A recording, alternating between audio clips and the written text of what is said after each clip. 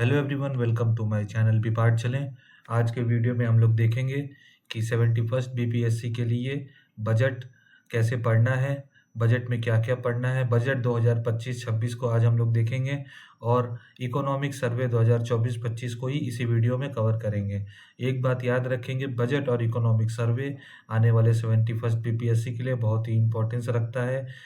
पिछले साल आप लोगों ने देख ही लिया कैसे बजट के डाटा को पकड़कर क्वेश्चंस पूछे गए थे और इस साल भी बजट के डाटा रिलेटेड, बजट के थ्योरीज से रिलेटेड क्वेश्चंस आने की पूरी संभावना है। हर साल ही क्वेश्चंस आते हैं, तो बजट को पढ़ना बहुत ही ज़्यादा इम्पोर्टेंट हो जाता है। एक चीज़ मैं आप लोगों को बता दूं कि जो बजट के नोट्स, मेरे हैंड रिटन नोट्स हैं, जो नोट्स मैं आज पढ़ाऊँगा, वो नोट्स, सारा नोट्स मैंने न्यूज़पेपर से कवर किया है, पब्लिक इन्फॉर्मेशन ब्यूरो के वेबसाइट से कवर किया। तो ये नोट्स आपको बाहर तो मिलना अवेलेबल है नहीं, मुश्किल है, बाहर तो आपको मिलेगा नहीं। तो इस नोट्स को पाने के लिए आप डिस्क्रिप्शन में दिए हुए चैनल पर मुझे टेक्स्ट कर सकते हैं या फिर मेरे ईमेल आईडी पर भी मुझे टेक्स्ट कर सकते हैं, आपको नोट्स मैं प्रोवाइड करवा दूँगा। तो बढ़ते हैं आगे वीडियो की तरफ। वीडियो की तरफ बढ़ने से पहले मैं आप लोगों से एक चीज़ कहना चाहूँगा। देखिए, बजट पढ़ना, बजट समझना थोड़ा-सा टफ हो सकता है ऐसे स्टूडेंट्स के लिए जो लोग इकोनॉमिक्स के बैकग्राउंड से नहीं आते हैं, क्योंकि देखिए डाटा बेस्ड है, सब कुछ यहाँ पर डाटा पर ही आधारित है। मैंने बजट का डॉक्यूमेंट जब बजट आया था अप्रैल के महीने में या मार्च के महीने में, तभी मैंने न्यूज़पेपर से कवर कर लिया था। उसके बाद मैं हर संडे बजट को और इकोनॉमिक सर्वे को कवर करता हूँ, रिवीजन करता हूँ। बजट एक ऐसा डॉक्यूमेंट है जिसे आप अगर रिवीजन नहीं करेंगे बार-बार, अगर आप कवर नहीं करेंगे बार-बार, तो बजट को आप एग्ज़ाम में क्रैक नहीं कर सकते। आप अगर ये सोचेंगे कि 1 महीना पहले चलो मैं बुक खरीद लेता हूँ या नोट्स ले लेता हूँ, मैं पढ़ के डाटा याद करके मैं कवर कर लूँगा, पॉसिबल नहीं है। 2 एग्ज़ाम में मैं करके देख चुका हूँ, फेल हो चुका हूँ। इसलिए इस काम को आप नहीं करेंगे। आगे बजट जब भी आएगा, बजट के आप न्यूज़पेपर से, पीआईबी से नोट्स करेंगे, खुद से नोट्स बनाएँगे जैसे मैंने बनाए हैं और उस नोट्स को ही बार-बार रिवीजन करेंगे, जिससे आपका रिवीजन क्लियर रहेगा और आपको पढ़ने में किसी भी तरीके की कोई परेशानी नहीं होगी। तो बढ़ते हैं हम लोग बजट की तरफ। प्रोफ़ार्मा आप देख सकते हैं बजट कैसे बनाना है, क्या सिस्टम है बजट को बनाने का, इसी प्रोफ़ार्मा में आपको बजट बनाना है और बजट की तरफ आगे हम लोग बढ़ते हैं। सबसे पहले बजट का आर्टिकल देख लेते हैं। हम लोगों के संविधान में दिया हुआ है आर्टिकल 112, जो कि एनुअल फाइनेंशियल स्टेटमेंट के तौर पर दिया हुआ है। बजट नहीं कहा जाता, बजट टर्म कहीं भी हमारे संविधान में मेंशन नहीं किया हुआ है। मेंशन किया हुआ है एनुअल फाइनेंशियल स्टेटमेंट। एग्ज़ाम में आपसे यही पूछेगा, एनुअल फाइनेंशियल स्टेटमेंट किस आर्टिकल से रिलेटेड है? तो आर्टिकल 112। कहीं भी बजट दिया रहेगा तो answer none of the above हो जाएगा। बजट टर्म का मेंशन नहीं हुआ है संविधान में, ये चीज़ याद रखेंगे। बजट का डेफिनेशन जान लेते हैं। Budget is a statement of estimated receipt and expenditure of the government. क्या मिल रहा है और क्या खर्च हो रहा है, इसका जो लेखा-जोखा होता है उसे हम कहते हैं बजट। अब बजट में आप डेफिनेशन से ही समझ सकते हैं कि हमें रिसीप्ट्स के बारे में पढ़ना है, क्या-क्या मिल रहा है, कितना पैसा मिल रहा है, और एक्सपेंडिचर के बारे में पढ़ना है कि कितना पैसा सरकार अपने आने वाले साल में खर्च करने वाली है। प्रिपेयर कौन करता है इसे? Ministry of finance under department of economic affairs. देखिए, एग्ज़ाम के अगर एमसीक्यू में मिनिस्ट्री ऑफ फाइनेंस और डिपार्टमेंट ऑफ इकोनॉमिक अफेयर्स दोनों ऑप्शंस दिए रहेंगे, तो आपको क्वेश्चन को समझना है। अगर क्वेश्चन में दिया हुआ है budget is prepared by which ministry, तो मिनिस्ट्री ऑफ फाइनेंस। अगर क्वेश्चन में दिया हुआ है बजट इज़ प्रिपेयर्ड अंडर, तो ऑप्शन होगा department of economic affairs. Both of the above नहीं मार के आना है, क्वेश्चन को समझना है, उसके बाद ही बजट को क्लियर करना है। देख रहे हैं आप लोग यहाँ पर department of economic affairs, under department of economic affairs, न कि ministry. Ministry of finance budget prepare करती है और पेश कौन करता है? Department of economic affairs. Interim budget के बारे में जान लेते हैं। इंटरिम बजट 1 फरवरी 2025 को लागू हुआ था। ये मेरा 1 साल पहले का डाटा था, मैंने यहाँ पे चेंज नहीं किया था, क्योंकि देखिए पहला पेज जो होता है ना वो ऑलमोस्ट सेम ही होता है, इसलिए मैंने डेट चेंज नहीं किया था। ठीक है?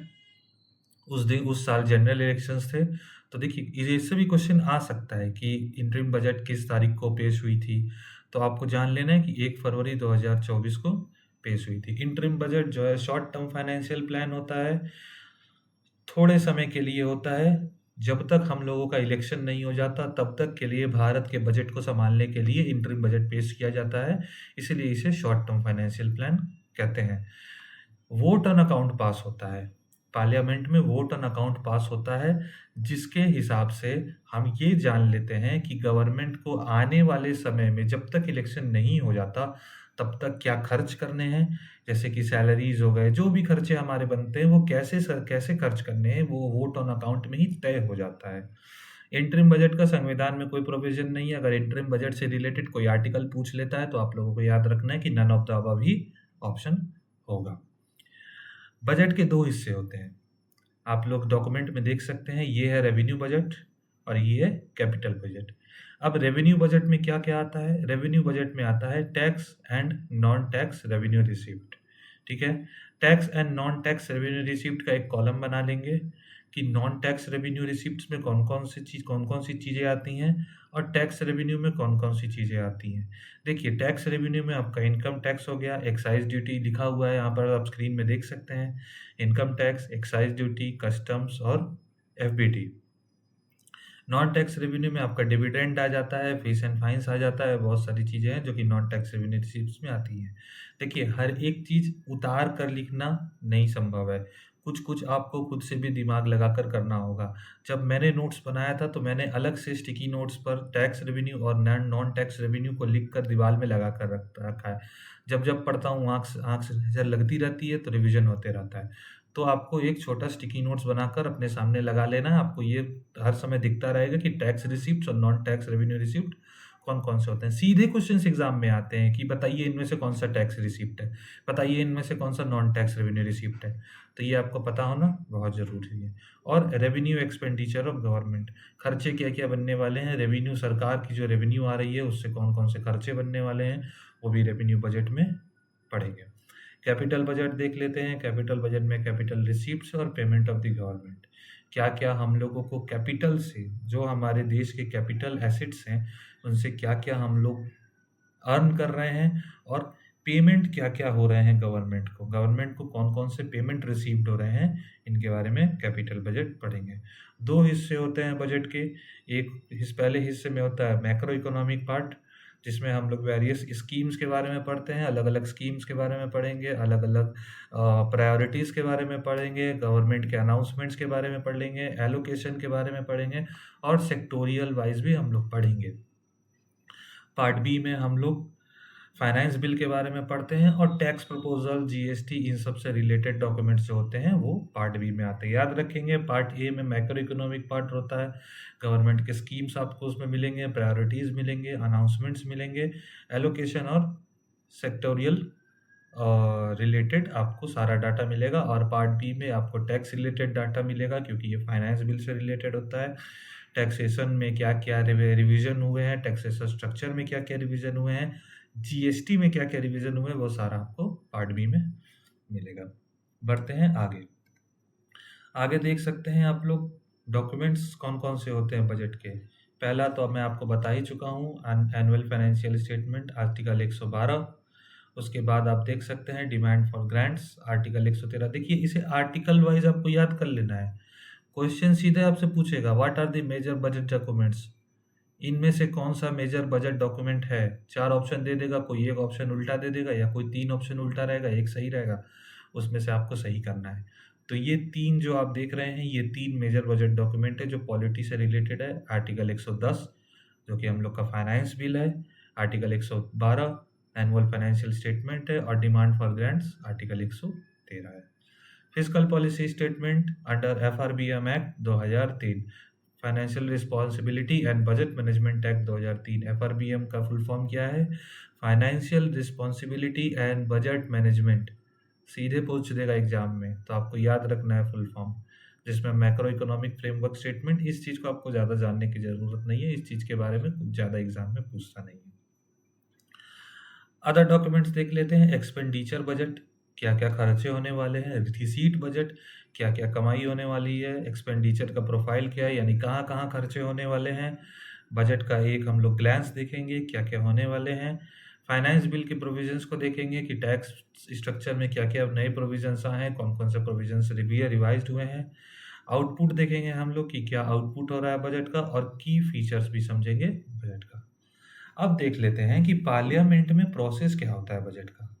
तो सबसे पहले बजट प्रेजेंट होता है, ये देखिए यहाँ पे मैं दिखा रहा हूँ कर्सर से। सबसे पहले बजट प्रेजेंट होता है, दोनों हाउसेस में जनरल डिस्कशन होता है बजट के ऊपर। उसके बाद बजट को भेजा जाता है स्टैंडिंग कमिटी में। इस स्टेप को आपको अच्छे से याद रखना है। अगर आप इस स्टेप को अच्छे से याद नहीं रखेंगे, आपका एग्जाम में मिस्टेक हो जाएगा। स्टेप के रिलेटेड भी क्वेश्चंस पूछे जाते हैं एग्जाम में। स्टैंडिंग कमिटीज़ के बारे में देख लेंगे। स्टैंडिंग कमिटीज़ स्क्रूटनाइज करती हैं बजट को, जो भी डिमांड रखे जाते हैं मिनिस्टर्स द्वारा, जो भी ग्रांट्स डिमांड रखे जाते हैं उन्हें स्क्रूटनाइज करती हैं। उसके बाद डिटेल डिस्कशन होता है पार्लियामेंट में। डिमांड के ऊपर एक डिमांड के ऊपर वोटिंग होता है, याद रखना है आपको। जितने भी डिमांड मिनिस्टर्स द्वारा किए जाते हैं उन एक डिमांड के ऊपर वोटिंग होती है।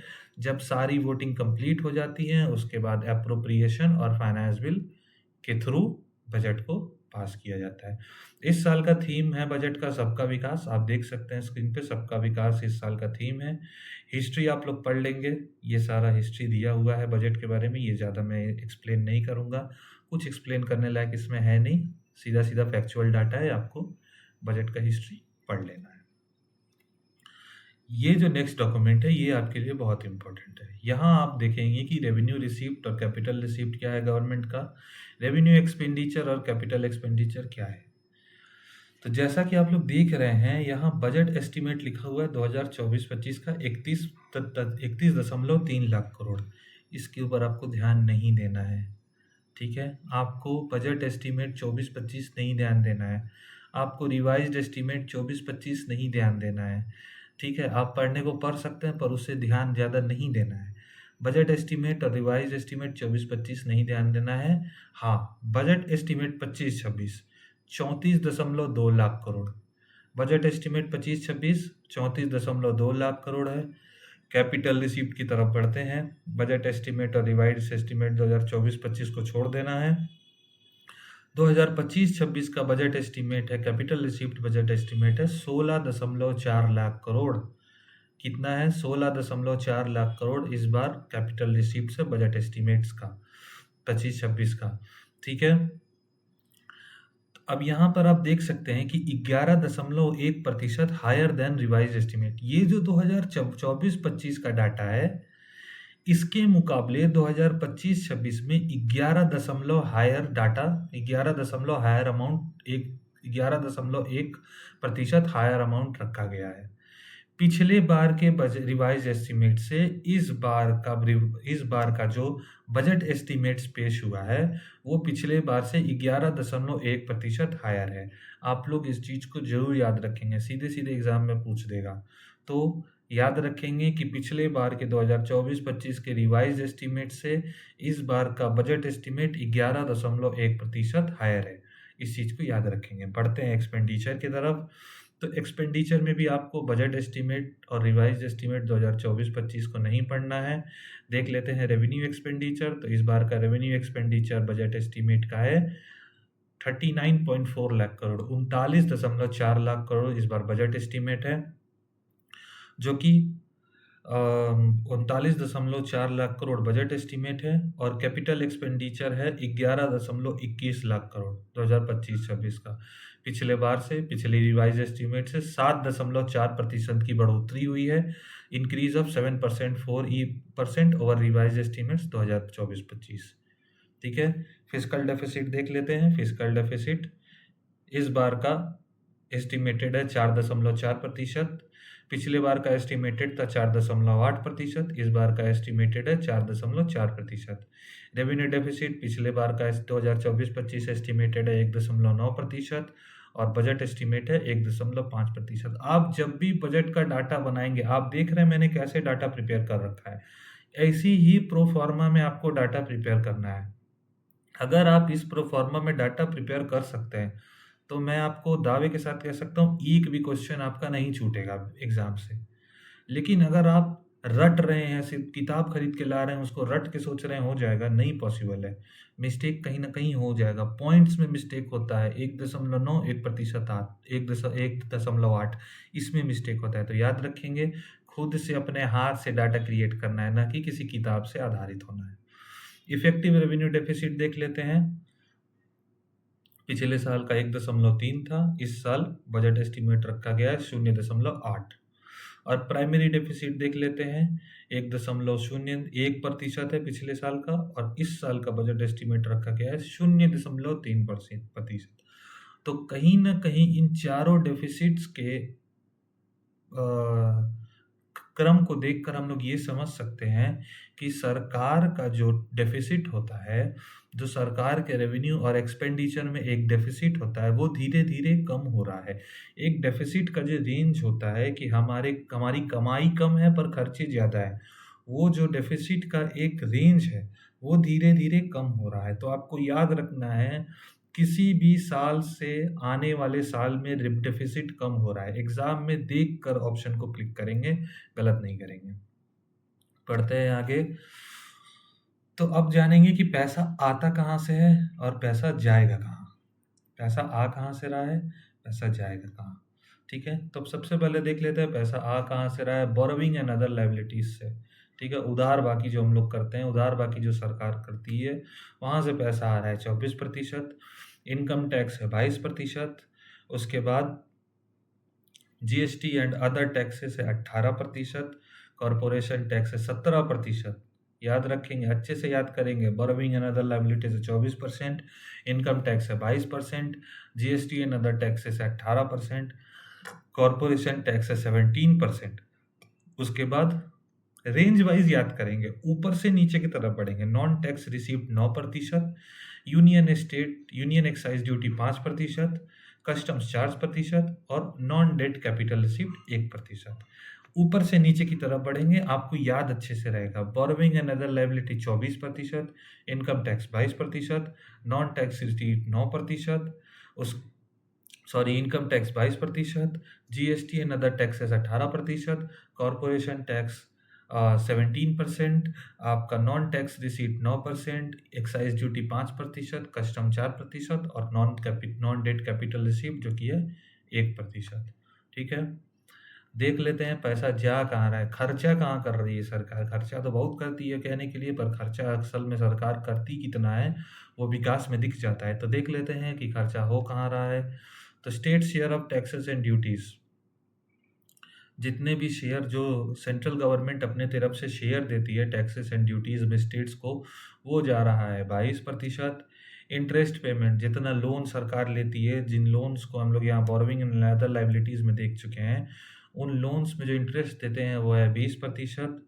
सेंट्रल सेक्टर स्कीम में जा रहा है 16%।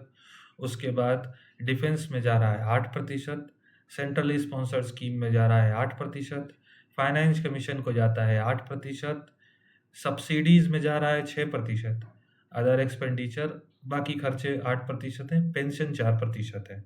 ठीक है, इसे भी हम लोग ऊपर से नीचे तक ही पढ़ेंगे ताकि कंफ्यूजन ना रहे। ये जो आप major expenditure of major items देख रहे हैं ना, इसमें आपको सिर्फ ऊपर से 5 आइटम्स को ही याद रखना है। आप लोग जानते हैं सबसे ज़्यादा खर्चा सरकार डिफेंस के पीछे कर रही है, तो आपको याद रखना है कि डिफेंस नंबर 1 पे आ जाएगा। सब्सिडी को हम लोग नंबर 2 पे पकड़ लेंगे। सब्सिडी पे भी सरकार बहुत खर्चा करती है, 3,83,407 करोड़ सब्सिडी पे खर्चा है, इसलिए सब्सिडी पकड़ लेंगे। उसके बाद पेंशन पे भी सरकार वैसे ही खर्चा कर रही है, 2,76,618 करोड़। उसके बाद होम अफेयर्स और उसके बाद एग्रीकल्चर एंड एलाइड एक्टिविटीज़। ठीक है, ये 5 आप लोगों को याद रखना है। इसके अलावा आप लोगों को एडुकेशन और हेल्थ, ये दोनों याद रखना है। ये 7 के अलावा और कुछ नहीं पूछता एग्जाम में। पिछले 20-30 साल में बीपीएससी ने कुछ नहीं पूछा, इन्हीं 7 रेंजों में पूछता है। मैं आपको रेंज बता देता हूँ। Defence, subsidies, pension, rural development, home affairs, agriculture and allied activities, education और हेल्थ। बस इतना ही आपको याद रखना है। इसे सीक्वेंस वाइज लिख लेना है, सामने चिपका लेना है, आपको पढ़ने में कोई परेशानी नहीं होगी। आगे देख लेते हैं थोड़ा डाटा के ऊपर। मनरेगा का जो एलोकेशन है वो पिछले साल के ही बराबर है, 86,000 करोड़।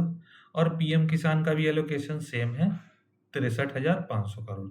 सब्सिडीज भी हम लोगों का, सब्सिडीज पे भी हम लोगों का एक्सपेंडिचर सेम है, देख सकते हैं। Expenditure on subsidy is also similar to the revise estimate of 2024-25 same है, कोई बदलाव नहीं है एक्सपेंडिचर में। इसलिए एक्सपेंडिचर एग्जाम में अगर पूछेगा सब्सिडीज तो आपको याद रखना है सब्सिडी का एक्सपेंडिचर सेम है।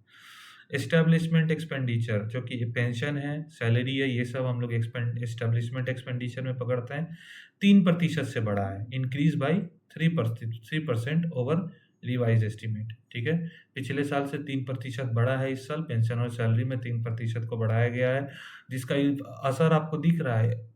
8th पे कमीशन जो है लागू हो चुका है, सैलरीज लोगों की बढ़ेगी, तो सरकार ने पहले से ही इस चीज को सोच रखा था कि हमें बढ़ाना है। अब स्टेट्स को कितना ट्रांसफर हुआ है, स्टेट्स का ये जो अमाउंट है ना, ये आपको इतना याद नहीं रखना है, 25,59,764 करोड़, इतना आप याद नहीं कर पाएंगे। लेकिन आपको ये याद रखना है कि पिछले साल से 12.5% जो है इस बार स्टेट्स का एलोकेशन बढ़ा है, पिछले साल के मुकाबले 12.5% एलोकेशन बढ़ गया है। ट्रांसफर में टैक्स डिवोल्यूशन है 14.22 लाख करोड़ और ग्रांट्स है 11.37 lakh crore. Capital expenditure loan allotted है 1.5 लाख करोड़, इसे सीधे सीधे याद रखेंगे। जीडीपी ग्रोथ एस्टिमेटेड है, नॉमिनल जीडीपी ग्रोथ एस्टिमेटेड है 10.1%, सीधा डाटा है, याद रखेंगे। सेंटर के नेट टैक्स रेवेन्यू में भी ग्रोथ इस बार एस्टिमेटेड है 11%। ठीक है, कमाई, टैक्स से जो कमाई हो रहा है वो इस बार 11% ग्रोथ हम लोग याद रखेंगे। ग्रॉस टैक्स रेवेन्यू 10.8% से बढ़ेगा। ठीक है, आगे इस 10% 8 के नीचे आप लोग देख सकते हैं लिखा है greater than estimated growth in nominal GDP of 10.1%। ठीक है, पहले एस्टिमेट किया गया था 10.1% का कि 10.1% बढ़ेगा, पर बाद में उसे रिवाइज किया गया और रिवाइज करके अब जो है वो 10.8% से बढ़ेगा। याद रखना है एग्जाम में 10.8% पे ही टिक करना है, दूसरे किसी पर नहीं। कॉर्पोरेशन टैक्स का एक्सपेक्टेड ग्रोथ है 10.4%, यहाँ आप लोग देख सकते हैं। इनकम टैक्स का एक्सपेक्टेड ग्रोथ है 14.4%। जीएसटी के रेवेन्यू का एक्सपेक्टेड ग्रोथ है 10.9%। ये हमें एक चीज आपको बता दूं, ये क्वार्टरली या हाफ ईयरली नहीं है, ये पूरे साल का एस्टिमेट है, पूरे साल का एक्सपेक्टेड ग्रोथ है। तो याद रखेंगे corporation tax 10.4%, income tax 14.4% expected growth और जीएसटी रेवेन्यू 10.9% एक्सपेक्टेड ग्रोथ। अब डिवोल्यूशन टू स्टेट्स देख लेते हैं कि सेंटर जो हम लोग का टैक्स रेवेन्यू जो केंद्र सरकार ले रही है, जो टैक्स से कमाई कर रही है, वो कितना है। इस बार 14.22 लाख करोड़ इस बार टैक्स डिवोल्यूशन है, जो कि 10.5% से बढ़ा है, पिछले साल के मुकाबले 10.5% से बढ़ गया है। ठीक है, आगे देखते हैं net tax revenue. Net tax revenue इस बार 28.37 लाख करोड़ है। ठीक है, जो कि 11% बढ़ा है पिछले साल से, पिछले 24-25 के रिवाइज एस्टीमेट से नेट टैक्स रेवेन्यू 11% बढ़ा है। याद रखेंगे कि टैक्स रेवेन्यू, टैक्स से होने वाले कमाई में जो 11% की बढ़ोतरी हुई है। ठीक है, नॉन टैक्स रेवेन्यू, अब टैक्स रेवेन्यू के अलावा हम लोगों का जो कमाई हो रहा है, जो कि interest received on loan given, मतलब लोन दिए हुए, हम लोग जो लोन देते हैं, केंद्र सरकार जो लोन देती है उसके इंटरेस्ट से हुआ, या डिविडेंड मिल रहा है, डिविडेंड का मतलब होता है बोनस, या सरकार को जो बोनस मिल रहा है, लाइसेंस फीस, टोल चार्जेस जो हम लोग टोल्स देते हैं, या चार्जेस फॉर गवर्नमेंट सर्विसेज, जैसे हम लोग को वोटर आईडी कार्ड बनाना हुआ, ड्राइविंग लाइसेंस बनाना हुआ, ये जो चार्जेस हम लोग गवर्नमेंट को पे करते हैं, ये सारे नॉन टैक्स रेवेन्यू है। तो ये जो है इस साल 5,83,000 करोड़ का एस्टिमेट है, जो कि पिछले साल से 9.8% बढ़ा है। ठीक है, डाटा इतना है ना कि आप अगर शुरू में नहीं करके इसको कवर करेंगे तो आपका पढ़ते पढ़ते दिमाग खराब हो जाएगा। 1 महीना में अगर आप सोचिएगा कि कवर हो जाएगा, हमको तो लगता है संभव नहीं है, क्योंकि 2 बार हम करके देख चुके हैं, पर फिर भी हो सकता है मुझसे तेज भी एस्पिरेंट्स हो तो वो कर लेंगे कवर। मैं किसी को डिमीन नहीं कर रहा हूँ यहाँ पर। ठीक है, इस नॉन टैक्स रेवेन्यू में है डिविडेंड का हिस्सा है 55.7%। याद रखेंगे नॉन टैक्स रेवेन्यू है 5.83 लाख करोड़ और उसमें डिविडेंड का हिस्सा है 55.7%। ठीक है, कैपिटल रिसीट 76,000 करोड़ है। ठीक है, जो कि 28.8% हायर देन 2024-25। ठीक है। Capital receipt excluding borrowing, borrowing को अगर छोड़ दिया जाए तो उधार बाकी हम लोग ले रहे हैं, अगर उसको छोड़ दिया जाए तो कैपिटल रिसिप्ट हम लोगों का 28.8% से बढ़ा है पिछले साल के मुकाबले। इनडायरेक्ट टैक्स देख लेते हैं। इनडायरेक्ट टैक्स है 17.35 लाख करोड़, ठीक है, जिसमें से 11.78 लाख करोड़ जीएसटी से आ रहा है। ठीक, अब इस 11.78 लाख करोड़ में सीजीएसटी है 10.10 लाख करोड़ या 10.11 लाख करोड़, ठीक है, जो कि 86% है। इनडायरेक्ट टैक्स का इनडायरेक्ट टैक्स का सीजीएसटी 86% है, याद रखेंगे। इनडायरेक्ट टैक्स सरकार को जितना मिल रहा है उसका 86% है सीजीएसटी, बाकी 14% है जीएसटी कंपनसेशन सेस, जीसीसी, जिसके बारे में कल मैंने सिलेबस में आपको बताया था। जीसीसी होता है 14%। Toll on usage of road and bridge, ये तो आप समझ ही गए होंगे, जो हम लोग टोल वगैरह देते हैं रोड एंड ब्रिजेस का, वो है 36,000 करोड़, पिछले साल से 44% की बढ़ोतरी हुई है, ठीक है। एक्सपेंडिचर देख लेते हैं। 50.65 लाख करोड़ है, जिसमें सेंट्रल सेक्टर स्कीम को 16.21 लाख करोड़ जाएगा और स्पॉन्सर्ड स्कीम को 5.41 लाख करोड़ जाएगा। सेंट्रल सेक्टर स्कीम जो है पिछले साल के मुकाबले सेंट्रल सेक्टर स्कीम का एलोकेशन पिछले साल के मुकाबले 7.2% बढ़ा है और स्पॉन्सर्ड स्कीम जो है वो पिछले साल के मुकाबले 30.5% की बढ़ोतरी हुई है।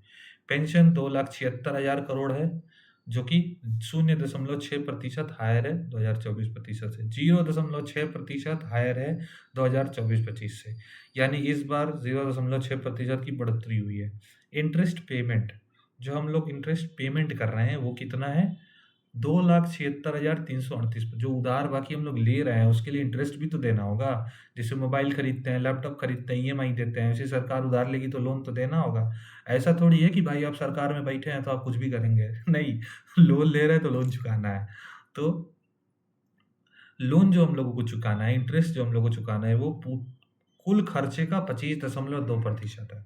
जितना हम लोग खर्चा कर रहे हैं उसका 25% सिर्फ हम लोग चुकाएंगे। आगे 75% से जो विकास हो जाए, पर 25% तो पहले चुका देना है, ठीक है। जो पिछले साल से 12.2% बढ़ गया है, खर्चा कम नहीं हुआ है, पिछले साल से 12.2% इंटरेस्ट पेमेंट बढ़ा है, तो आपको याद रखना है ये चीज़। मिनिस्ट्री ऑफ डिफेंस 40,000 करोड़ से बढ़ा है इस बार, जो कि 6.3% है। जल शक्ति 47,000 करोड़ से बढ़ गया है इस बार, ठीक है। पिछले साल का एलोकेशन था 47,000 करोड़, इस बार 99,000 करोड़ बढ़ गया है, ठीक है। रूरल डेवलपमेंट पिछले साल 14,000 करोड़ का इंक्रीज हुआ था, इस साल 1,90,000 करोड़ का एलोकेशन हुआ है। रूरल डेवलपमेंट 1,90,000 करोड़ से बढ़ा है, ठीक है।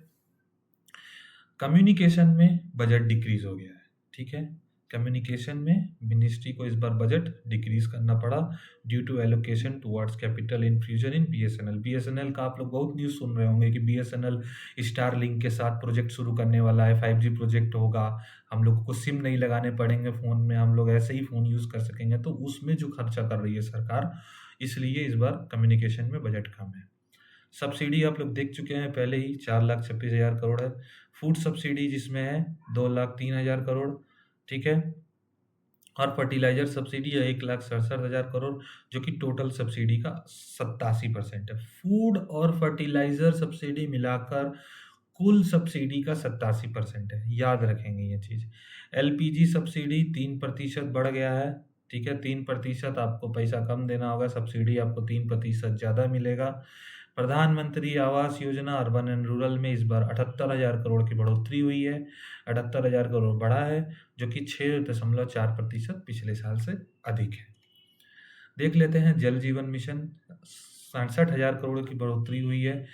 नए स्कीम्स में जो है 41,700 करोड़, जो कि नए स्कीम्स आ रहे हैं 41,700 करोड़ के अमाउंट में बढ़ेंगी, जो कि डिपार्टमेंट ऑफ इकोनॉमिक अफेयर्स के अंडर में है। वेलफेयर, वुमेन और चिल्ड्रन के वेलफेयर के लिए 5,65,161 करोड़ इस बार एलोकेट किया गया है, ठीक है, जिनमें जो कि 18.5% बढ़ा है। पिछले साल से इस साल 18.5% बढ़ा है। ये डाटा आपको ज़रूर याद रखना है कि पिछले साल से इस साल कितने प्रतिशत की बढ़ोतरी हुई है। सीधे क्वेश्चन पूछता है एग्ज़ाम में, इसलिए इस डाटा को छोड़ना नहीं है, ठीक है? ये वाला सेक्शन आप पढ़ लेंगे। आउटस्टैंडिंग लायबिलिटी है 56.1%, उधार बाकी जो बचा हुआ है वो 56.1% हो चुका है जीडीपी का, डिक्लाइन फ्रॉम 52%, ठीक है? Decline from 52% to GDP to 49% of GDP in 2018-19, ठीक है? पहले 49% था 18-19 में, फिर 52% हुआ, अभी 56.1%। उधार धीरे धीरे सरकार का बढ़ते जा रहा है, तो ये चीज याद रखेंगे। बाकी बचा इंटरेस्ट पेमेंट, तो 37% हम लोग को इंटरेस्ट पेमेंट करना है 25-26 में, ठीक है? आगे देख लेते हैं कि हम लोगों का इंजन क्या क्या है डेवलपमेंट का। टोटल 4 इंजन है, याद रखेंगे। एग्रीकल्चर, एमएसएमई, इन्वेस्टमेंट और एक्सपोर्ट, ठीक है? फ्यूल क्या है? रिफॉर्म। गाइडिंग स्पिरिट है इंक्लूसिविटी, और डेस्टिनेशन है विकसित भारत, ठीक है? रिफॉर्म्स हम लोग लागू करेंगे, उसमें सभी लोगों को, सभी तबकों, सभी तबके के लोगों को इंक्लूड करेंगे। रिफॉर्म्स लागू करेंगे, इंक्लूसिविटी में हम लोग सभी तबके के लोगों को, ट्राइबल्स को, सबको इंक्लूड करेंगे, और डेस्टिनेशन क्या बनेगा हमारा? विकसित भारत, ठीक है? विकसित भारत के ब्रॉड प्रिंसिपल क्या क्या है इस बार क्या क्या टारगेट रखा है सरकार ने, क्या क्या प्रिंसिपल्स लागू किए हैं? तो जीरो पॉवर्टी, ठीक है? जीरो पॉवर्टी, खैर डाटा तो इस तरीके से सरकार निकालती है कि उस डाटा का कोई आधार है नहीं, आधारहीन डाटा बिल्कुल निकालती है, तो फिर भी zero poverty. 100%, 100% good quality school education, ठीक है, सरकार का टारगेट है।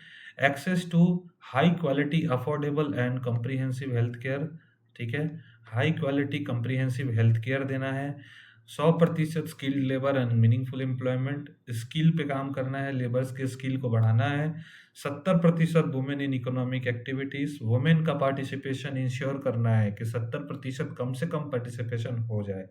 और farmers making our country the food basket of the world, किसानों को ज़्यादा से ज़्यादा सपोर्ट करना है ताकि वो लोग हमारे कंट्री को food basket of the world के रूप में प्रदर्शित कर सकें, ठीक है? फोकस किस पे रहेगा सरकार का? जो पिछले साल का था, गरीब जो कि पुअर, यूथ जो कि युवा, अन्नदाता जो कि फार्मर, और नारी जो कि है वुमेन। ये 4 हो गए सरकार के फोकस। ये हो गया पार्ट ए। अब हम लोग बढ़ते हैं पहले इंजन की तरफ, जो हम लोग पढ़ चुके हैं, agriculture.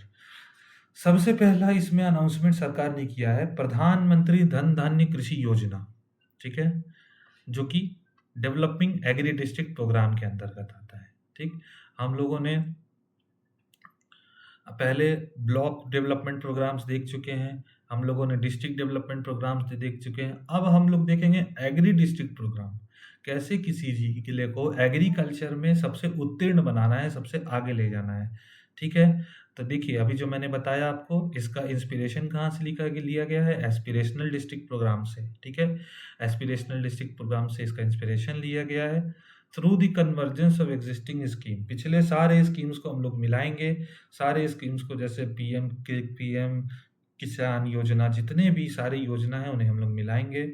And specialise measure, the programme will cover, कितने जिलों को? 100 जिलों को ये प्रोग्राम कवर करेगी। इस साल के बजट में प्रधानमंत्री धन धान्य कृषि योजना 100 जिलों को कवर करेगी, जो जिले लो प्रोडक्टिविटी से जूझ रहे हैं, जहाँ खेती कम हो रही है, क्रॉप इंटेंसिटी ज़्यादा नहीं है, जहाँ खेती का एक आयतन जो होता है वो कम है, और बिलो एवरेज क्रेडिट पैरामीटर, जहाँ पर हम लोगों को क्रेडिट लेने के लिए, एक लोन लेने के लिए कोई पैरामीटर अवेलेबल नहीं है, वहाँ पर वैसे 100 जिलों को सरकार इस बार कवर करने वाली है। टारगेट है सरकार का 1.7 करोड़ फार्मर्स, 1.7 करोड़ किसानों को सरकार ने टारगेट किया है। एम हम लोग देखेंगे, इन्हांसमेंट ऑफ एग्रीकल्चरल प्रोडक्टिविटी, खेती को बढ़ाना है। Adopt crop diversification and sustainable agriculture practices, हम लोगों की कंट्री में ना क्रॉप डाइवर्सिफिकेशन एक बहुत बड़ा टॉपिक है। लोग यहाँ एक ही तरीके की खेती करना बहुत पसंद करते हैं, जो कि आप पश्चिमी उत्तर प्रदेश और पंजाब में देखेंगे। एक ही तरीके की खेती, सिर्फ गेहूं और चावल की ही खेती चल रही है। नहीं, जितने भी डिस्ट्रिक्ट धन धान्य कृषि योजना में अंदर आएंगे, उनमें क्रॉप डाइवर्सिफिकेशन बहुत ही इंपॉर्टेंट एम होगा, और सस्टेनेबल एग्रीकल्चरल प्रैक्टिस हम लोग को फॉलो करना है। कैसे सस्टेनेबल तरीके से, कैसे प्राकृतिक रूप से हम लोग अपने खेती को बढ़ा सकते हैं बिना किसी प्रिजर्वेटिव के, बिना किसी पेस्टिसाइड के। ठीक है। Augmentation of post harvest storage. हम लोगों के भारत में खेती की कमी नहीं है, सबसे बड़ा हम लोगों का प्रॉब्लम है स्टोरेज। स्टोरेज क्या, हम लोग का इंफ्रास्ट्रक्चर बहुत खराब है। इसलिए यहाँ पर आप देख सकते हैं कि पोस्ट हार्वेस्ट स्टोरेज में पंचायत और ब्लॉक लेवल के ऊपर भी सरकार ध्यान देगी। इरिगेशन फैसिलिटीज को सरकार इंप्रूव करेगी, जैसे स्प्रिंकलर इरिगेशन हो गए, कनाल इरिगेशन, वेल इरिगेशन, इस सबको सरकार इंप्रूव करेगी।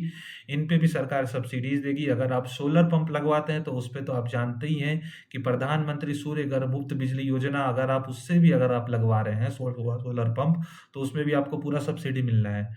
ठीक है। और लॉन्ग टर्म और शॉर्ट टर्म क्रेडिट अगर आप ले रहे हैं तो उसमें आपको सरकार पूरी फैसिलिटीज देगी। ठीक है। बढ़ते हैं multi sectoral rural prosperity and resilience programme की तरफ। ठीक है। ये स्टेट के साथ पार्टनरशिप करके शुरू होगी। रूरल प्रॉस्पेरिटी का मतलब आप समझ रहे हैं, हमारे ग्राम के उद्भव के ऊपर काम होगा। कैसे हमारे ग्राम को एक ऊंचाई तक पहुंचाना है, कैसे उसके प्रॉस्पेरिटी पे ध्यान देना है, इस पे काम करना है, और कैसे उसे दृढ़ बनाना है, दृढ़ भी बनाना है और ऊंचाई पे भी पहुंचाना है, उस पे सरकार काम करेगी। ऑब्जेक्टिव क्या है, अंडर एम्प्लॉयमेंट को इसमें हम लोग टारगेट करेंगे। सरकार जो एम्प्लॉयमेंट प्रोवाइड नहीं कर पा रही है, जो लोग अनएम्प्लॉयड रह जा रहे हैं, उन पे काम करेंगी। कैसे काम करेंगी, स्किलिंग के थ्रू, इन्वेस्टमेंट के थ्रू उनके स्किल को डेवलप करेंगी। सरकार इन्वेस्टमेंट करेगी, टेक्नोलॉजी को अपग्रेड करेगी। जैसे अभी अब मैंने आपको बताया ना कि स्प्रिंकलर इरिगेशन, कनाल इरिगेशन, इन सबको अपग्रेड होगा। तो जैसे आप अभी टिल्लू चला के पाइप फेंक देते हैं खेत में, वैसे नहीं, टेक्नोलॉजी को अपग्रेड करिए, स्प्रिंकलर लगवाइए, खर्चा करिए, क्रेडिट फैसिलिटी सरकार देगी, तो टेक्नोलॉजी अपग्रेड करने से खेती भी आपकी बढ़ेगी। और इनविगोरेटिंग दी रूरल इकोनॉमी को अच्छे से समझ के। गोल क्या है इसका, to generate ample opportunity in rural area. Rural area में ज़्यादा से ज़्यादा अपॉर्चुनिटी क्रिएट करना, कमाई की अपॉर्चुनिटी, नौकरी की अपॉर्चुनिटी, और अपने पर्सनल, आपका जो पर्सनल एक ग्रोथ है, उस पर्सनल ग्रोथ की अपॉर्चुनिटी को बढ़ाना, so that migration is not an option but A necessity. आप जानते हैं कि बिहार में माइग्रेशन कितना बड़ा प्रॉब्लम है। बिहार में माइग्रेशन इतना बड़ा प्रॉब्लम है कि अब तो आप देख चुके हैं कि पॉलिटिक्स कैसे माइग्रेशन को ये अपने जगड़ में ले चुका है। तो उस माइग्रेशन को कम करना भी इसका एक बहुत बड़ा गोल है। कवरेज भी यहाँ देख लेते हैं। यहाँ भी हमारा कवरेज पहले 100 डिस्ट्रिक्ट्स में होगा, पहले 100 एग्री डिस्ट्रिक्ट इसमें कवर होंगे फेज 1 में। फोकस देख लेते हैं। फोकस इसका होगा rural women, young farmers, rural youth. Rural women आप समझ गए हैं, ग्राम की औरतें। यंग फार्मर्स जो हमारे युवा किसान हैं। रूरल यूथ जो ग्राम के हमारे युवा हैं। मार्जिनल एंड स्मॉल फार्मर जिनके पास खेती का बहुत छोटा सा हिस्सा होता है, जो मार्जिनल एंड स्मॉल फार्मर होते हैं हमारे, जो हमारे आधार है देश का, उनके ऊपर ध्यान देना है। और लैंडलेस फैमिलीज जिनके पास जमीनें नहीं है, तो यानी आपको आने वाले साल में कहीं ना कहीं लैंड रिफॉर्म भी देखने को जरूर मिलेगा। अगर लैंडलेस फैमिलीज की बात की गई है तो लैंड रिफॉर्म भी आपको मिलेगा। प्रोविजन फॉर आत्मनिर्भरता इन पल्सेस। पहले आपको पता होगा कि साल में सिर्फ एक बार ही हम लोगों को एमएसपी प्रोवाइड किया जाता था, खरीदारी एक बार ही होती थी साल में। अब पूरे साल खरीदारी होगी पल्सेस की। आप पूरे साल आप बेचिए दाल, आपको पूरे साल सरकार आपसे दाल खरीदेगी। इसका टेन्योर है 6 साल। ठीक है। फोकस कौन कौन सा है, तूर, उड़द और मसूर। तूर, उड़द और मसूर के ऊपर हमें फोकस करना है। अनलिमिटेड प्रोक्योरमेंट, आप जितना बेचिए, आप कितना खेती कर सकते हैं, आपकी जितना उगाना है उगाइए, जितना बेचना है बेचिए। ये 3 दाल आप जितना बेच सकते हैं बेचिए। ये तीनों बात दालें जो है वो सेंट्रल गवर्नमेंट की जो एजेंसी है नाफेड और एनसीसीएफ, ये दोनों आपसे खरीदेंगी। ये दोनों आपसे खरीदेंगी अगले 4 साल के लिए। 4 साल में आप जितना बेच सकते हैं आप उतना बेचिए, उतनी आपको कमाई होगी। ठीक है। ऐसे फार्मर्स जो एग्रीमेंट में है और ये एग्रीमेंट में नहीं है, दोनों से ही सरकार खरीदेगी। एम को पढ़ लेंगे। एम क्या है, इनहेंसिंग प्रोटीन कंटेंट, हम लोगों में प्रोटीन कंटेंट को बढ़ाना। Development and commercial availability of climate resilient seed, जब हम लोग का खेती बढ़ेगा तो हम लोग को क्लाइमेट रेजिलिएंट सीड्स भी मिलेंगे, प्रोडक्टिविटी भी बढ़ेगी और पोस्ट हार्वेस्ट स्टोरेज और मैनेजमेंट में भी आसानी रहेगी। ठीक है, बढ़ते हैं कॉटन। कॉटन देखिए बहुत ज़्यादा इम्पोर्टेंट हम लोगों के लिए टॉपिक बन जाता है, क्योंकि आप जानते हैं कि अभी-अभी जीन एडिटिंग से भी एक कॉटन की वैरायटी तैयार की गई है। आप लोग कमेंट सेक्शन में बताएँगे वो उस कॉटन की वैरायटी कौन-सी है, जो जीन एडिटिंग से अभी-अभी तैयार की गई है। इसका टेन्योर होगा 5 साल के लिए, ऑब्जेक्टिव होगा इन प्रोडक्टिविटी को बढ़ाना, कॉटन फार्मिंग को सस्टेनेबल बनाना, ठीक है? कॉटन फार्मिंग के लिए कम से कम 100 days of fog free weather होना चाहिए, 100 days of frost free weather होना चाहिए, तभी जाके आपका कॉटन बनता है। और promote extra long staple cotton varieties. Extra long staple cotton varieties जो यहाँ लिखा है ना, एक नोट्स बना लीजिएगा आप लोग। उस नोट्स में आप लोग नोट डाउन कर लीजिएगा कि extra long staple cotton varieties कौन कौन सी है भारत में, क्योंकि सीधे क्वेश्चन अगर बीपीएससी पूछ देगा तो आप लोग फिर बोलिएगा कि ये कहाँ से आ गया क्वेश्चन। बजट के डॉक्यूमेंट में सरकार कह रही है तो सरकार पूछ सकती है, तो उसका नोट्स बना लेंगे। अलाइन विद इंटीग्रेटेड 5 विजन, ठीक है, सीधे सीधे सरकार ने 5 विजन को यहाँ पे लागू किया है। Farm to fibre, fibre to factory, factory to fashion, fashion to foreign, ठीक है, सीधे सीधे 5F, यानी किसान से लेके फॉरेन तक, किसान को सीधे फॉरेन से जोड़ा जा रहा है। किसान का ऐसा नहीं कि सिर्फ उगा लिया और काम खत्म, नहीं, आपका रोल फॉरेन तक रहेगा, तो इस चीज को याद रखेंगे। बढ़ते हैं आगे। Framework for sustainable harnessing of fisheries in Indian exclusive economic zone and high seas. Fisheries में सरकार ने क्या किया है, तो ये जो फ्रेमवर्क सरकार ला रही है फिशरीज के लिए, इसका ऑब्जेक्टिव है अनटैप्ड पोटेंशियल जो है मरीन सेक्टर का, उसको खोजना। ऐसे बहुत सारा हम लोगों का एरियाज है बे ऑफ बंगाल या अरेबियन सी में, जहाँ अभी भी अनटैप्ड है, वहाँ फिशिंग होती ही नहीं है। देख सकते हैं लोकेशन दिया हुआ है, बे ऑफ बंगाल साइड में आपको अंडमान निकोबार मिल जाएगा और अरेबियन सी साइड में आपको लक्षद्वीप मिल जाएगा। यहाँ पे फिशिंग होती ही नहीं है, बहुत कम होती है, अनटैप्ड है, इसलिए इसको अब हम लोगों को प्रमोट करेगी सरकार। की इफेक्ट्स क्या क्या है देख लेते हैं। सेकंड लार्जेस्ट है ग्लोबली इंडिया फिश प्रोडक्शन में और एक्वाकल्चर सी फूड एक्सपोर्ट में, ठीक है, 60,000 करोड़ हम लोग एक्सपोर्ट कर रहे हैं हर साल। देख लेते हैं अदर की हाइलाइट्स। अदर की हाइलाइट्स में क्या क्या है, comprehensive programme for vegetable and fruit, vegetable और फ्रूट्स के लिए क्या प्रोग्राम्स है स्टेट्स के साथ लॉन्च किया जाएगा, प्रोडक्टिविटी को प्रमोट करने के लिए, एफिशिएंट सप्लाई के लिए और प्रोसेसिंग एंड रेम्यूनरेटिव प्राइसेस के लिए, जो कि किसानों को दी जाएंगे। सीधे सीधे आपको ऑब्जेक्टिव याद करना है, प्रोडक्शन को बढ़ाने के लिए, सप्लाई जो हम लोग करते हैं सप्लाई चेन को सही करने के लिए, और प्रोसेसिंग और रेम्यूनरेटिव प्राइस को ठीक करने के लिए। मखाना बोर्ड, बाप रे बाप, बहुत चर्चित टॉपिक है मखाना बोर्ड, तो अभी आप जान ही रहे हैं, मखाना बोर्ड का अनाउंसमेंट हो चुका है। तो मखाना बोर्ड का ऑब्जेक्टिव है प्रोडक्शन को इम्प्रूव करना, प्रोसेसिंग फैसिलिटीज़ का क्रिएशन, ठीक है, जगह जगह मखाना बोर्ड प्रोसेसिंग फैसिलिटीज़ बनाएगी। वैल्यू एडिशन, जो वैल्यूएशन कम पड़ती है, आप जानते ही हैं कि बिहार का मखाना विदेशों तक पहुंच रहा है, पर सही वैल्यूएशन नहीं मिलता किसानों को, तो वैल्यू एडिशन सही करना, मार्केटिंग सही करना और ऑर्गेनाइजेशन को सही करना, ठीक है। देख लेते हैं national mission on high yielding seeds, ठीक है, हाई यील्डिंग सीड्स पे हम लोगों का क्या नेशनल मिशन है, ठीक है, strengthening of research ecosystem, targeted development and propagation of seed.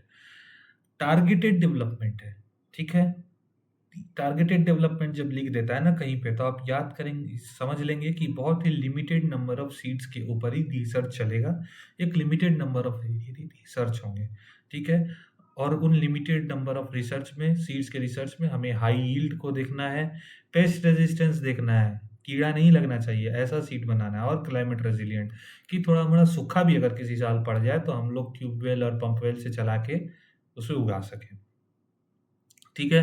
देख सकते हैं यहाँ commercial availability of more than 100 seed variety, ठीक है, कम से कम 100 सीड वैरायटी के ऊपर जो है सरकार काम करने वाली है।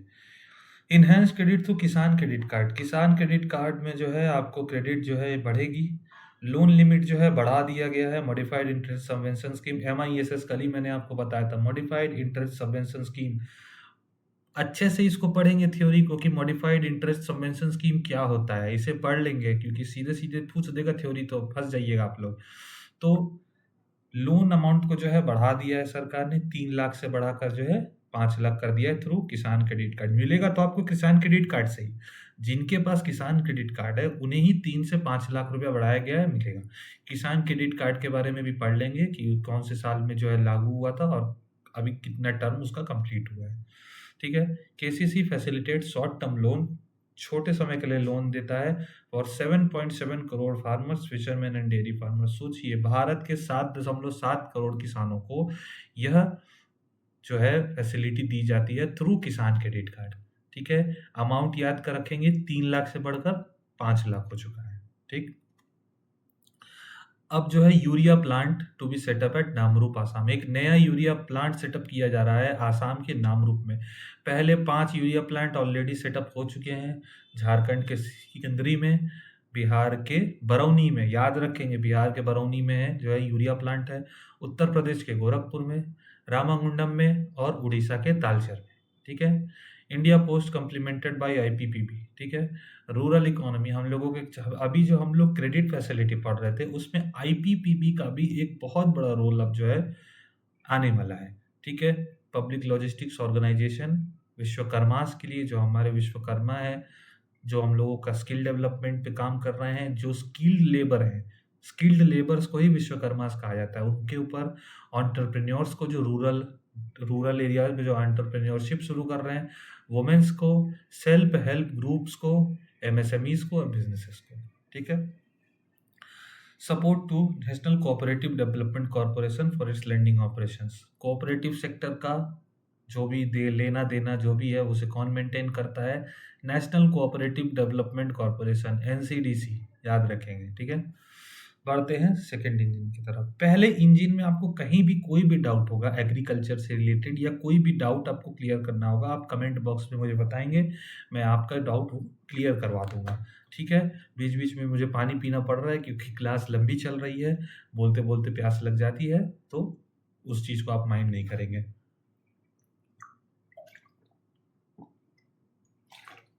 सेकेंड इंजन ऑफ डेवलपमेंट देख सकते हैं। क्राइटेरिया क्लासिफिकेशन सरकार ने इस साल कर दिया है। इस साल की सरकार ने क्राइटेरिया क्लासिफिकेशन कर दिया है। माइक्रो एंटरप्राइज, जो पहले इन्वेस्टमेंट 1 करोड़ था वो हो गया 2.5 करोड़। इन्वेस्टमेंट अब 2.5 करोड़ करना होगा तो ही आप माइक्रो एंटरप्राइज कहलाएंगे। टर्नओवर पहले था 5 करोड़, अब कम से कम आपका टर्नओवर 10 करोड़ होना चाहिए, यानी revise investment 2.5 crore, revise turnover 10 crore. पहले क्या था? पहले क्या था? 1 करोड़ था इन्वेस्टमेंट और 5 करोड़ था टर्नओवर, बट अब क्या हो गया है? 2.5 करोड़ हो गया इन्वेस्टमेंट और 5 करोड़ 10 करोड़ हो गया टर्नओवर। स्मॉल इंटरप्राइज का भी बढ़ गया है, पहले था 10 करोड़, अभी रिवाइज्ड इन्वेस्टमेंट हो गया 25 करोड़। टर्नओवर था पहले 50 करोड़, अब रिवाइज्ड हो गया है 100 करोड़। मीडियम इंटरप्राइज, पहले था 50 करोड़ इन्वेस्टमेंट, अब वो इन्वेस्टमेंट लेवल बढ़कर हो गया 125 करोड़। कम से कम अब मीडियम इंटरप्राइज तभी कहलाएंगे जो आप 125 करोड़ इन्वेस्ट कर रहे हैं। टर्नओवर पहले था 250 करोड़, अब वो बढ़कर हो गया है 500 करोड़। कम से कम 500 करोड़ टर्नओवर होगा तो आप मीडियम इन्वेस्टमेंट की कैटेगरी में आएंगे। मुझे तो ये नहीं समझ में आता है, जब आप बजट डॉक्यूमेंट पढ़िएगा तो आप भी सोच में पड़ जाइएगा, अगर मुझे एक एंटरप्राइज शुरू करना है और मुझे एमएसएमई के फैसिलिटीज लेने हैं तो मैं कैसे अपना इन्वेस्टमेंट शुरू में 2.5 करोड़ करूंगा? सरकार की तो कोई इतनी गारंटी है नहीं कि सरकार मुझे इतने पैसे दे दे कि मैं 2.5 करोड़ इन्वेस्टमेंट कर दूं और मेरा टर्नओवर 10 करोड़ हो जाए। ठीक, तो कैसे होगा ये? तो आपको ये याद रखना है, जो एंटरप्रेन्योरशिप शुरू कर रहे हैं अभी, वो चीज़ याद रखें कि एमएसएमई के चक्कर में नहीं पड़ना है। पहले अपने बिजनेस को बढ़ाइए आराम से, तब आराम से जो है आगे काम होते रहेगा। क्रेडिट अवेलेबिलिटी देख लेते हैं, गारंटी कवर के साथ जो क्रेडिट देती है सरकार। ठीक है। ये जो एमएसएमई आप देख रहे हैं ना, एमएसई आप देख रहे हैं ना, ठीक है, micro medium and small enterprise. ठीक है। ये जो आप देख रहे हैं ना, micro medium and small enterprise, ठीक, ये माइक्रो इसमें नहीं कवर्ड होता, इसमें सिर्फ मीडियम स्मॉल एंटरप्राइज कवर होते हैं। ठीक है। मीडियम और स्मॉल एंटरप्राइज, पहले इनका क्रेडिट गारंटी कवर 5 करोड़ का था। मिनिमम अमाउंट सरकार 5 करोड़ लोन, मैक्सिमम सरकार 5 करोड़ तक देती थी। अब सरकार 10 करोड़ लोन देने को तैयार है। कैसे देगी नहीं पता, पर देगी। स्टार्टअप्स को पहले था 10 करोड़, अब सरकार 20 करोड़ देने को तैयार है। ठीक है। जो एक्सपोर्टर एमएसएमई शुरू करना चाह रहे हैं, उन्हें पहले टर्म लोन 20 करोड़ तक सरकार अवेलेबल कराने के लिए रेडी है, ठीक है?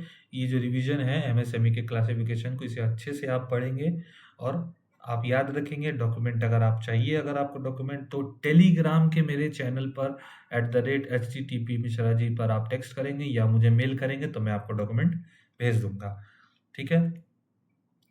Credit card for micro enterprise. एक क्रेडिट कार्ड इस बार जो है सरकार ने लागू कर दिया है माइक्रो एंटरप्राइज के लिए, जिसका लिमिट सरकार ने रखा है 5 लाख रुपया, ठीक है? अब आप लोग जानते हैं कि जो एंटरप्राइजेस का लेखा जोखा होता है वो उद्यम पोर्टल पे ही होता है। तो उद्यम पोर्टल पे जितने भी एमएसएमई के कंपनीज होंगे, उनमें से जो माइक्रो एंटरप्राइज होंगे, उन्हें क्रेडिट गारंटी 5 लाख रुपया सरकार देगी, ठीक है? आपको वहाँ मैंने दिखाया कि मीडियम एंड स्मॉल एंटरप्राइज के लिए वहाँ दिया हुआ था। यहाँ पर आपको माइक्रो एंटरप्राइज के बारे में मैं बता रहा हूँ कि 5 लाख रुपया जो है क्रेडिट गारंटी स्कीम सरकार दे रही है, ठीक है? पहले साल में 10 लाख कार्ड इश्यू होंगे, ठीक है? याद रखेंगे आप लोग, पहले साल में 10 लाख कार्ड इश्यू होंगे। Fund of funds for startup, एक फंड ऑफ फंड्स शुरू किया गया है, ठीक है? सरकार द्वारा एक fund of funds for startups के लिए फंड ऑफ फंड्स शुरू किया गया है। इसमें सरकार का कंट्रीब्यूशन 10,000 करोड़ अभी सरकार ने दिया है, उसे सेटअप किया है, जो कि आने वाले स्टार्टअप्स जितने भी होंगे उनके फंडिंग में जो है सहायता पूर्ण होगा, ठीक है? तो जो लोग सोच रहे हैं स्टार्टअप शुरू करने का, आप लोग करिए, आप लोग स्टार्टअप शुरू करिए, क्योंकि सरकार की तरफ से पूरा बैकिंग है। मैं भी एक शुरू करने वाला हूँ, बहुत ही जल्द शुरू करूँगा तो आप लोगों के सामने एक्सप्लेन करूँगा ही, पर अगर आप शुरू करना चाह रहे हैं तो आप कर सकते हैं। First time entrepreneurs for 5 lakh first time entrepreneurs, 5 lakh first time entrepreneurs जो कि वुमेन है, SC ST है, उनके लिए फर्स्ट 5 लाख लोगों के लिए जो है फर्स्ट टाइम एंटरप्रेन्योर का जो स्कीम है वो लागू होने जा रहा है। 2 करोड़ रुपया तक आपको लोन मिलेगा। वुमेन, शेड्यूल कास्ट और शेड्यूल ट्राइब, इन तीनों में आपको 2 करोड़ रुपए तक की लोन सरकार देगी। हमको तो मिलने नहीं वाला भैया। तो वुमेन और शेड्यूल कास्ट और शेड्यूल ट्राइब जो भी है, अगले 5 साल तक, ठीक है, 5 लाख एंटरप्रेन्योर्स को अप टू 2 करोड़ का सरकार लोन देने के लिए तैयार है, ठीक? अब देख लेते हैं measure for labour intensive sector to promote employment को प्रमोट करने के लिए और एंटरप्रेन्योरशिप अपॉर्चुनिटीज को बनाने के लिए सरकार क्या कर रही है। तो focus product scheme for footwear and leather sector. आपको पता है कि लेदर सेक्टर और फुटवेयर सेक्टर जो है ना, वो चाइना भारत को एक अपना डंप समझती है, कूड़ेदान समझती है।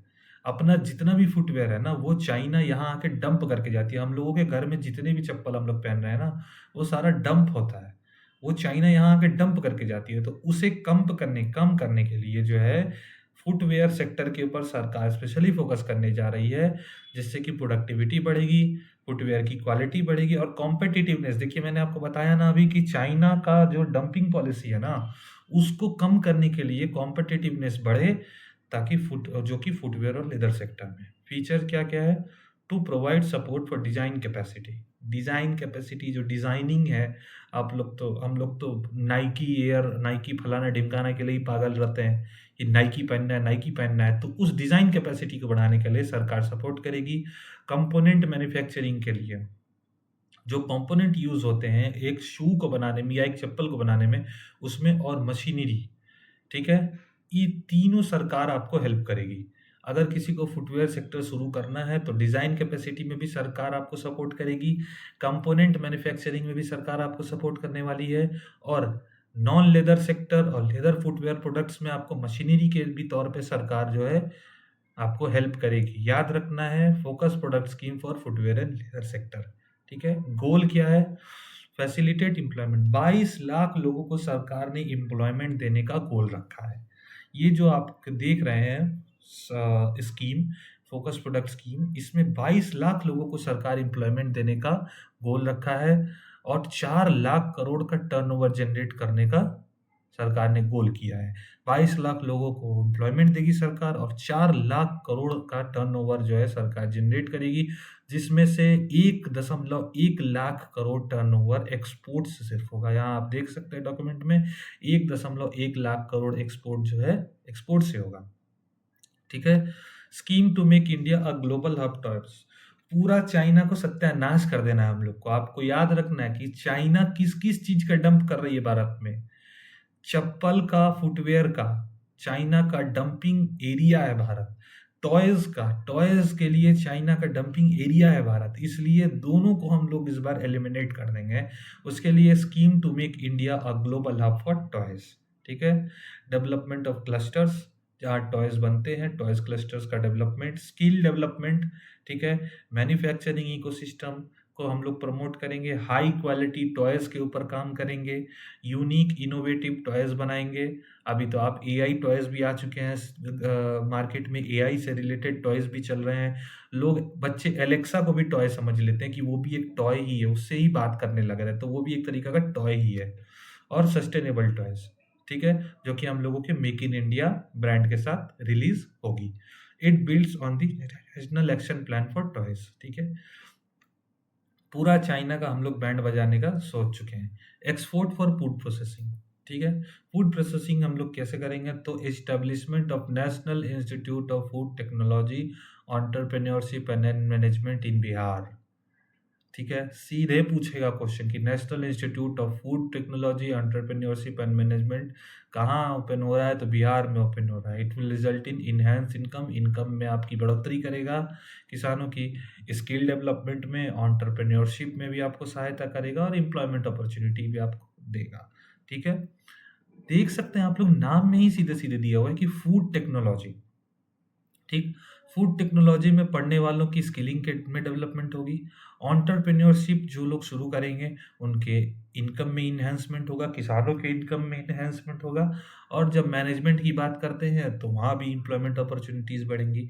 तो नाम में ही आपको सारा रिज़ल्ट मिल जाएगा, ठीक है? बढ़ते हैं आगे। National manufacturing mission furthering make in India, ठीक है? एनएमएम जो है सरकार ने लागू कर दिया है। ईज़ ऑफ डूइंग बिज़नेस को बढ़ावा देने के लिए, ईज़ ऑफ जितना एकदम बिज़नेस को आसान करना है, ठीक है? मैन्युफैक्चरिंग जो है ना हम लोग के भारत में धीरे-धीरे कम हो जा रही है, तो उसे आसान करने के लिए सरकार ने इसे लागू किया गया है, ठीक है? इन डिमांड जॉब्स के लिए, ठीक है? आगे जो वर्कफ़ोर्स, हम लोग जैसे एक वर्कफ़ोर्स है, ठीक है? हम लोग भारत का वर्कफ़ोर्स है, हम लोग आने वाले समय में भारत के लिए काम करेंगे। तो इनकी इन डिमांड जॉब्स को पूरा करना है, ठीक है? एमएसएमई सेक्टर को डेवलप करना है और clean tech manufacturing for climate friendly development. Clean tech manufacturing करना है, रिन्यूएबल एनर्जी से रिलेटेड रिन्यूएबल एनर्जी का यूज़ करके मैन्युफैक्चरिंग करना है। क्लीन टेक का मतलब हो गया कि रिन्यूएबल एनर्जी को यूज़ करते हुए कैसे हम लोग मैन्युफैक्चरिंग को बूस्ट करेंगे, जो कि क्लाइमेट फ्रेंडली भी होगा, ठीक है? It will cover small, medium and large industry, नीचे से लेके ऊपर तक जितना भी इंडस्ट्री है, सबको कवर करेंगे, ठीक है? Mission will also support clean tech, ये सब आप लोग पढ़ ही चुके हैं, जो कि अभी मैंने आपको बताया रिन्यूएबल एनर्जी से। तो रिन्यूएबल एनर्जी में सरकार आपको सोलर पीवी सेल्स में भी सपोर्ट करेगी, ईवी बैटरीज में भी सपोर्ट करेगी, मोटर एंड कंट्रोलर्स में भी सपोर्ट करेगी, इलेक्ट्रोलाइजर्स में, विंड टर्बाइंस में, very high voltage transmission equipment जो आप लगा सकते हैं लगाइए। आपको लार्ज इंडस्ट्री बैठाना है, आप पूरा वोल्टेज ट्रांसमिशन बैठा लीजिए अपना, सरकार पूरा सपोर्ट करेगी। आप ग्रिड स्केल बैटरी बैठाना चाहते हैं, पूरा सोलर गार्डन बनाना चाहते हैं, बनाइए। सरकार नेशनल मैन्युफैक्चरिंग मिशन के थ्रू पूरा आपको सपोर्ट करने वाली है, वही चीज़ें यहाँ पर मेंशन की हुई हैं, ठीक है? अब थर्ड इंजन देख लेते हैं सरकार का इन्वेस्टमेंट। पीपल में क्या इन्वेस्ट करेगी सरकार, इकोनॉमी में इन्वेस्टमेंट क्या करेगी सरकार, और इनोवेशन में इन्वेस्टमेंट क्या करेगी सरकार। देखिए, इनोवेशन में तो हम आपको बोल सकते हैं सरकार ज़्यादा नहीं इन्वेस्ट करने वाली है, क्योंकि देखिए भारत में रिसर्च इंफ्रास्ट्रक्चर जो है ना, वो हम लोगों का बहुत खराब है। यहाँ के असिस्टेंट प्रोफेसर जो बनते हैं ना, जीआरएफ क्लियर करके 20-30 हज़ार रुपए में ना कोई अपना जीवन नहीं देने के लिए तैयार है यहाँ, कि हम बैठे करें रिसर्च 20-30 हज़ार में, और भारत सरकार हमको 20-30 हज़ार में हमसे करवाए रिसर्च, और मेरी पूरी ज़िंदगी खत्म हो जाए ये रिसर्च करते-करते। तो आप एक चीज़ याद रखिएगा कि आगे जो इनोवेशन का पार्ट आएगा ना, उसमें आपको ज़्यादा कुछ मिलने वाला है नहीं, ठीक है? अभी-अभी आपने हाल-फिलहाल में इसरो के चीफ का बयान भी सुना होगा कि आईआईटी आईआईटी बॉम्बे में लोग कह रहे हैं कि सैलरी कम है इसलिए हम जॉब नहीं लेंगे। अरे सीधी-सी बात है, एक एक बच्चा अपना सारा जीवन दे रहा है पढ़ाई में, सब कुछ दे रहा है, और इतनी सी सैलरी में कौन काम करेगा? नहीं कोई करेगा, बाहर जाएँगे, बाहर कमाएँगे, अच्छा पैसा कमाएँगे। भले सुख शांति नहीं मिलेगा पर बाहर कमाएँगे। देख लेते हैं इन्वेस्टिंग इन पीपल, पीपल में क्या इन्वेस्ट है। सक्षम आंगनवाड़ी एंड पोषण 2.0, ठीक है? सक्षम आंगनवाड़ी और पोषण देख लेते हैं, 8 करोड़, ठीक है? 8 करोड़ बच्चों को सपोर्ट देगी सरकार, जिसमें 1 crore pregnant women and lactating mother, ठीक है? सपोर्ट टू ओवर सक्षम आंगनवाड़ी में क्या आया? Support to over 8 crore children, और पोषण 2.0 में क्या आया? 1 crore pregnant women and lactating mothers and 20 lakh adolescent girls in aspirational districts of the north east, ठीक है? एस्पिरेशनल डिस्ट्रिक्ट में और नॉर्थ ईस्ट में 20 लाख एडोलेसेंट गर्ल्स को सपोर्ट करना है। अटल टिंकरिंग लैब्स, ठीक है? आपको पता है अटल टिंकरिंग लैब्स खोले जा रहे हैं भारत के स्कूल्स में, धीरे-धीरे हर स्कूल में अटल टिंकरिंग लैब्स खोले जा रहे हैं, ताकि हम लोगों के एक जो इनोवेशन का एक जो स्तर है भारत में बढ़े। तो 50,000 अटल टिंकरिंग लैब्स खोले जाएंगे गवर्नमेंट स्कूल में अगले 5 साल में। Broadband connectivity, Bharat net project के अंतर्गत ब्रॉडबैंड कनेक्टिविटी रूरल एरियाज तक बढ़ाया जाएगा, जिसमें प्राइमरी हेल्थ सेंटर और गवर्नमेंट स्कूल्स को इंक्लूड किया गया है। भारत नेट प्रोजेक्ट के बारे में अच्छे से पढ़ लेंगे, सीधा सीधा question BPSC Bharat net project के बारे में पूछ सकती है। भारतीय भाषा पुस्तक स्कीम, ये स्कीम करंट अफेयर में आपने 2-3 बार पढ़ चुका होगा, आप लोगों ने पढ़ लिया होगा पिछले 2-3 महीनों में। तो भारतीय भाषा पुस्तक स्कीम हम लोग पढ़ेंगे। इंडियन लैंग्वेज में बुक जो है डिजिटल फॉर्म में सरकार आपके सामने पेश करेगी स्कूल्स और हायर एजुकेशन के लिए। National centre of excellence for skilling, 5 national centre of excellence खोले जाएंगे स्किलिंग के लिए। देखिए यहाँ 5 national of centre for skilling खोले जाएंगे, सेटअप किए जाएंगे for make for India, make for the world. याद रखेंगे, national centre of excellence for skilling किस लिए खोला जा रहा है? Make for India, make for the world, manufacturing के लिए, ठीक है? 5 आईआईटी में एडिशनल इंफ्रास्ट्रक्चर को बढ़ाया जाएगा। Centre of excellence in AI centre of excellence खोले जाएंगे, ठीक है? एआई में सेंटर ऑफ एक्सेलेंस खोले जाएंगे, 500 करोड़ उनका आउटलेट दिया गया है। 2023-24 में 3 सेंटर ऑफ एक्सेलेंस खोले गए हैं एग्रीकल्चर, हेल्थ और सस्टेनेबल सिटीज के लिए, ठीक है? मेडिकल एजुकेशन में भी एक्सपेंशन किया जाएगा। 10,000 एडिशनल सीट सरकार जोड़ेगी आने वाले 5 साल में। 10,000 एडिशनल सीट। आप नीट के लिए प्रिपरेशन कर रहे हैं तो समझ लीजिए कि 10,000 एडिशनल सीट सरकार जोड़ेगी अगले 5 साल में, ठीक है? तो टोटल गोल हो गया सरकार का 75,000 सीट अगले 5 साल में। इस साल सरकार 10,000 सीट जोड़ रही है, अगले 5 साल में सरकार 75,000 सीट जो है मेडिकल एजुकेशन में जोड़ने वाली है। भले यहाँ लोग मेडिकल करके बाहर चले जाएं, लेकिन सरकार 75,000 सीट जोड़ेगी 5 साल के लिए। सारे हॉस्पिटल्स में डे केयर सेंटर खुलेंगे। डे केयर आप जानते ही हैं, बच्चों के देखभाल के लिए। जो लोग वर्किंग वुमेन होते हैं, जो अपने बच्चों को संभालने में असमर्थ होते हैं, मतलब नहीं संभाल पा रहे, टाइम नहीं दे पा रहे हैं, उनके लिए सॉरी मैं थोड़ा गलत भूल गया, यहाँ डे केयर कैंसर सेंटर्स लिखा हुआ है, डे केयर सेंटर्स नहीं, I am sorry, day care cancer centres खोले जाएंगे डिस्ट्रिक्ट हॉस्पिटल में अगले 3 साल में। 200 डे केयर कैंसर सेंटर खोले जाएंगे 2025-26 में, ठीक है? अर्बन लाइवलीहुड को कैसे स्ट्रेंथ करेंगे? Socio economic upliftment for urban workers, उनके इनकम को इम्प्रूव करेंगे, उनकी लिवलीहुड को इंक्रीज करेंगे और उनके क्वालिटी ऑफ लाइफ को भी इम्प्रूव करना है। पीएम स्वनिधि, ठीक है? पीएम स्वनिधि आप जरूर पढ़ेंगे, ठीक है? पीएम स्वनिधि में जो आपको पहले लोन मिलता था, ठीक है, उसके बढ़ाकर 30,000 तक कर दिया गया है। पीएम स्वनिधि के थ्रू अब आप 30,000 रुपए तक जो है लोन ले सकते हैं। सोशल सिक्योरिटी स्कीम सरकार ने लागू कर दिया है ऑनलाइन प्लेटफॉर्म वर्कर्स के लिए, मतलब मुझे भी सोशल सिक्योरिटी अब मिल सकती है, मैं भी सोशल सिक्योरिटी स्कीम का जो है फ़ायदा उठा सकता हूँ। इसमें आपको आइडेंटिटी कार्ड दिए जाएंगे ई श्रम पोर्टल के थ्रू, और हेल्थ केयर दिया जाएगा आपको प्रधानमंत्री जन आरोग्य योजना के लिए, ठीक है? गीग वर्कर टोटल भारत में 1 करोड़ से ज़्यादा गीग वर्कर्स को यहाँ सारा फैसिलिटीज दिया जाएगा। बढ़ते हैं अब इन्वेस्टिंग इन इकोनॉमी। अब सरकार इकोनॉमी में क्या इन्वेस्ट कर रही है, तो इंफ्रास्ट्रक्चर में पहले देख लेते हैं। Each infrastructure related ministry will come up with a 3-year pipeline projects in PPP mode.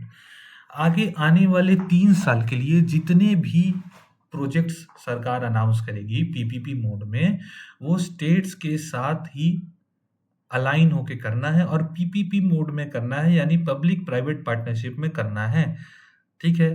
जो लोग कहते हैं कभी-कभी कि अडानी की ब्रिज, इसकी ब्रिज, उसकी ब्रिज, नहीं, वो उसे पब्लिक प्राइवेट पार्टनरशिप कहते हैं। वो पूरा-पूरा उसका नहीं है, उसने खरीद नहीं लिया है। उसमें पब्लिक का भी पैसा लगा है, उसमें प्राइवेट का भी पैसा लगा है, तो दोनों के अमैल्गमेशन से ये काम हो रहा है। States will also encourage to seek support from India infrastructure rural project development fund, ठीक है? इस फंड से भी जो है आपको जो है एनकरेजमेंट मिलेगी, जो है पीपीपी प्रपोजल्स के through. Support to states for infrastructure, ठीक है? अब स्टेट्स को कैसे सपोर्ट करेंगे इंफ्रास्ट्रक्चर डेवलपमेंट में? 1.5 लाख करोड़ का आउटले प्रपोज किया है सेंट्रल गवर्नमेंट में। 1.5 लाख करोड़ का प्रपोजल हो गया है अगले 50 साल के लिए, ठीक है? और ये इंटरेस्ट फ्री लोन होगा। 1.5 लाख करोड़ लोन लीजिए, 50 साल के लिए इंटरेस्ट फ्री लोन है। आपको जैसे चुकाना है, जब चुकाना है चुकाइए, पर इंफ्रास्ट्रक्चर को डेवलप करिए, ठीक है? अभी-अभी आपने देखा होगा पुल गिर गया है गुजरात में, तो डेवलप करना होगा, नहीं तो ऐसे पुल गिरेंगे तो लोगों की मृत्यु होते रहेगी, तो समझना है। एसेट मोनेटाइजेशन देख लेते हैं। सेकंड एसेट मोनेटाइजेशन प्लान 2025 से 30 के लिए लॉन्च हो चुका है, ठीक है? To flow back capital 10 lakh crore. Asset monetisation का मतलब आप समझ ही रहे हैं कि यूजुअली बेचना है एसेट्स को। अब मनी कहाँ से आएगा? बेचेंगे तभी आएगा। तो सरकार अपने एसेट्स को बेचेगी ताकि वो क्या 10 लाख करोड़ कम से कम कैपिटल जो है नए प्रोजेक्ट्स के लिए, पुराने जितने एसेट मोनेटाइजेशन है उन्हें करके 10 लाख करोड़ नए प्रोजेक्ट्स के लिए जमा कर सके। जल जीवन मिशन देख लेते हैं। 100% अचीवमेंट के लिए मिशन को 2028 तक बढ़ा दिया गया है, ठीक है? थ्रू जन भागीदारी। अब हम लोग की भी भागीदारी इसमें मायने रखेगी। 2019 से total 15 crore rural house hold, जो कि 80% इंडिया का रूरल पॉपुलेशन है, वहां तक टैप वाटर कनेक्शन पहुंच चुका है। अर्बन सेक्टर रिफॉर्म्स देख लेते हैं। Governance, municipal service, urban land and planning में इंसेंटिवाइजेशन किया जाएगा, इंसेंटिव्स दिए जाएंगे, ठीक है? जैसे हम लोगों को खेती में सब्सिडी मिलता है, वैसे यहाँ इनमें इंसेंटिवाइजेशन भी किया जाएगा। एक अर्बन चैलेंज फंड बनाया गया है, ठीक है? क्वेश्चन अगर आपसे पूछे एग्जाम में कि अर्बन चैलेंज फंड कितने रुपए का बनाया गया, तो 1 लाख करोड़ का बनाया गया है। अर्बन चैलेंज फंड बनाया गया 1 लाख करोड़ का, ठीक है? जो कि इम्प्लीमेंट होगा सिटीज को ग्रोथ के लिए, सिटीज के रीडेवलपमेंट के लिए, वाटर और सैनिटेशन के लिए। पावर सेक्टर रिफॉर्म देख लेते हैं। Additional borrowing of 0.5% of GSDP to all, यानी जीएसडीपी, स्टेट्स का जो जीएसडीपी होगा उसके 0.5% जो है वो सरकार पावर सेक्टर के रिफॉर्म्स के लिए जो है बोरो कर सकती है, ठीक है? ये इस बार मानक लागू कर दिया गया है। न्यूक्लियर एनर्जी मिशन देख लेते हैं। डेवलपमेंट कम से कम 100 gigawatt electricity, 100 gigawatt nuclear energy हमें डेवलप करना है 2047 तक। 2047 में एक हम लोगों का टारगेट भी है भारत का, क्या है? विकसित भारत का। विकसित भारत 2047 का टारगेट है, तो 2047 तो विकसित भारत के साथ इसे अलाइन किया गया है, और 100 gigawatt, minimum 100 gigawatt nuclear power हमें जनरेट करना है 2047 तक। Amendments to the atomic energy act and civil liability nuclear damage act taken up, ठीक है? हमें 5 indigenously developed small modular reactor 2033 तक जो है डेवलप करने हैं। ये भी टारगेट सरकार ने ले लिया है। शिप बिल्डिंग में हम लोग देख लेते हैं। एक शिप बिल्डिंग एडिशनल फैसिलिटी आ चुकी है, ship building financial assistance policy आ चुकी है, जो कि हमें क्रेडिट नोट्स देगी। शिप ब्रेकिंग के लिए भी सरकार पैसा देगी। आप यार्ड में जो शिप ब्रेकिंग करते हैं उसके लिए भी सरकार पैसा देगी। सिर्फ एक्सपोर्ट इंपोर्ट के लिए आपको सरकार छूट नहीं देगी, शिप ब्रेकिंग के लिए भी देगी, ताकि सर्कुलर इकोनॉमी जो है अलाइन हो पाए, ठीक है? मैरीटाइम डेवलपमेंट फंड देख लेते हैं। For long term financing of for the maritime industry 25,000 crore का कॉर्पस सरकार ने सेट किया है। 25,000 करोड़ का सरकार कॉर्पस सेट किया है, तो मैरीटाइम डेवलपमेंट फंड में हम लोग 25,000 करोड़ का कॉर्पस देख लेंगे, ठीक है? 49% जो है केंद्र सरकार के द्वारा इसमें कंट्रीब्यूट किया जाएगा, और बाकी पैसा जो है पोर्ट्स और प्राइवेट सेक्टर जो है वो कंट्रीब्यूट करेंगे। उड़ान, उड़ान फिल्म के बारे में नहीं, यहाँ समझेंगे। रीजनल कनेक्टिविटी स्कीम उड़ान, ए मॉडिफाइड स्कीम, 120 नया डेस्टिनेशन इसमें सेट किया जाएगा उड़ान स्कीम के अंडर, जो कि 4 करोड़ पैसेंजर्स को फैसिलिटेट करेगा अगले 10 साल के लिए, ठीक है? अब इसी उड़ान स्कीम के अंदर ग्रीन फील्ड एयरपोर्ट बनाया जाएगा बिहार में, ठीक है। पटना एयरपोर्ट का एक्सपेंशन जो कि हो चुका है, पटना एयरपोर्ट आप लोग देख चुके हैं, एकदम चक-चक कर रहा है पटना एयरपोर्ट। ऐसा तो हम कभी सोच भी नहीं किए थे कि पटना एयरपोर्ट तैयार हो जाएगा। गज़ब ही लग रहा है, मतलब एक नंबर। पटना एयरपोर्ट तैयार हो चुका है और ब्राउनफ़ील्ड एयरपोर्ट बनाएगा बियटा में। ब्राउनफ़ील्ड एयरपोर्ट क्या होता है, ये आप लोग मुझे कमेंट बॉक्स में बताएँगे कि ब्राउनफ़ील्ड एयरपोर्ट किसे कहते हैं। Western Kosi canal project in Mithilanchal. अब केंद्र सरकार ने कोसी कनाल प्रोजेक्ट को अपने हाथ में ले लिया है। एक दशक से कोसी कनाल प्रोजेक्ट जो है एकदम परेशान किया हुआ है, ठीक है? कोसी कनाल प्रोजेक्ट कम से कम 50,000 हेक्टेयर एरिया को कल्टीवेट करता है। माइनिंग सेक्टर में देख लेते हैं, एक स्टेट माइनिंग इंडेक्स इस बार स्टार्ट किया जाएगा, ठीक है? ताकि हम लोग देख सकें कि किस स्टेट में जो है कौन कितना माइनिंग हो रहा है, क्या माइनिंग का लेवल है, माइनिंग का क्या डाटा है, उसके लिए स्टेट माइनिंग इंडेक्स जो है लागू किया जाएगा। ए policy for recovery of critical mineral, ठीक है? क्रिटिकल मिनरल्स के रिकवरी के लिए भी पॉलिसी सरकार लागू करेगी। स्वामी फंड देख लेते हैं। स्वामी फंड जो है उसमें हम लोग जो है 40,000 यूनिट जो है हम लोग कंप्लीट करेंगे। स्वामी का फुल फॉर्म क्या है? Special window for affordable and mid income housing. Housing development जो आप देखते हैं, हाउसिंग कॉलोनीज़ जो आप रील में देख रहे होंगे कि दिल्ली डेवलपमेंट अथॉरिटी ने हाउसिंग कॉलोनीज़ दी है, इसका ये हालत है। वैसे ही हाउसिंग कॉलोनीज़ के लिए 40,000 हाउसिंग कॉलोनीज़ को 2025 तक कंप्लीट करने का सरकार ने टारगेट ले लिया है। पीएम गति शक्ति के बारे में जान लेते हैं। पीपीपी पब्लिक प्राइवेट सेक्टर के लिए जो है पीएम गति शक्ति पोर्टल जो है शुरू होने वाली है। और tourism for employment led growth, 50 tourism sites जो है तैयार किए जाएंगे स्टेट्स के साथ, जो कि एम्प्लॉयमेंट लेड ग्रोथ के लिए आगे इम्पोर्टेंट होगी, ठीक है। आगे हम लोग ये वाला पोर्शन ऊपर का छोड़ देंगे, ये आप लोग पढ़ लेंगे, इस पोर्शन का ज़्यादा कोई महत्व नहीं है। हम लोग इनोवेशन में आ जाते हैं, ठीक है। अब इनोवेशन में देखना है कि research and development and innovation 20,000 crore to implement in private sector driven research development and innovation initiative. सोचिए, सरकार प्राइवेट सेक्टर में इन्वेस्ट कर रही है 20,000 करोड़ रुपया, सिर्फ 20,000 करोड़ रिसर्च के ऊपर। जहां सरकार को कम से कम 2 लाख करोड़ रुपया खर्च करना चाहिए रिसर्च के ऊपर, सरकार 20,000 करोड़ कर रही है, ठीक है। Deep tech fund of funds to catalyse the next generative startup, ठीक है। फंड ऑफ फंड्स पहले मैंने आपको बता ही दिया है, वही फंड ऑफ फंड्स यहाँ पे डीप टेक इनोवेशन के लिए शुरू हो रहा है। PM research fellowship, PM research fellowship शुरू होने वाला है।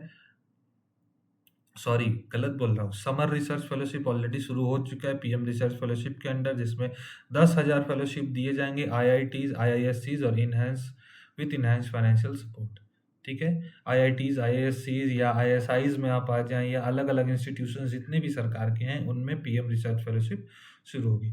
जीन बैंक्स का for crop germ plasma, second gene bank बनाया जा रहा है with 10 lakh germ plasma line will be set up for future food and nutritional support, ठीक है। इंडिया फर्स्ट जीन बैंक, सबसे पहला जीन बैंक हुआ था 1996 में set up by ICAR, national bureau of plant genetic resource in New Delhi. पहला जीन बैंक कहाँ पर है? न्यू दिल्ली में। किसने सेटअप किया था? यहाँ लिखा है, आप लोग पढ़ लेंगे। 1996 में सेटअप हुआ था। नेशनल जियोस्पैटियल मिशन, ठीक है। जियोस्पैटियल आप लोग बताएंगे क्या होता है। यूजुअली जियोस्पैटियल देखिए, किसी एक एरिया के खोजबीन के लिए, अगर आपको तेल खोजना है या आपको कहीं रिसर्च करना है या आपको किसी क्रिटिकल मिनरल के लिए रिसर्च करना है, तो उसके लिए जियोस्पैटियल डाटा बहुत इंपॉर्टेंट होता है। तो जियोस्पैटियल मिशन के लिए सरकार इंफ्रास्ट्रक्चर के लिए डेवलपमेंट करेगी, मॉडर्नाइजेशन ऑफ लैंड रिकॉर्ड्स के लिए डेवलपमेंट करेगी, अर्बन प्लानिंग और डिज़ाइन इंफ्रास्ट्रक्चर में। National digital repository of Indian knowledge system, ठीक है। नॉलेज शेयरिंग के लिए ज्ञान भारतम मिशन शुरू हो रहा है। ज्ञान भारतम मिशन में हम लोग for survey, documentation and conservation of manuscript heritage, पुराने जो हम लोगों के मैन्यूस्क्रिप्ट हैं उनके हेरिटेज के लिए सरकार 1 करोड़ मैन्यूस्क्रिप्ट्स को डिजिटलाइज करेगी। किसके अंडर में? ज्ञान भारतम मिशन के लिए। बढ़ते हैं फोर्थ इंजन ऑफ डेवलपमेंट की तरफ। तो फोर्थ इंजन ऑफ डेवलपमेंट है एक्सपोर्ट। एक्सपोर्ट प्रमोशन मिशन देख लेते हैं।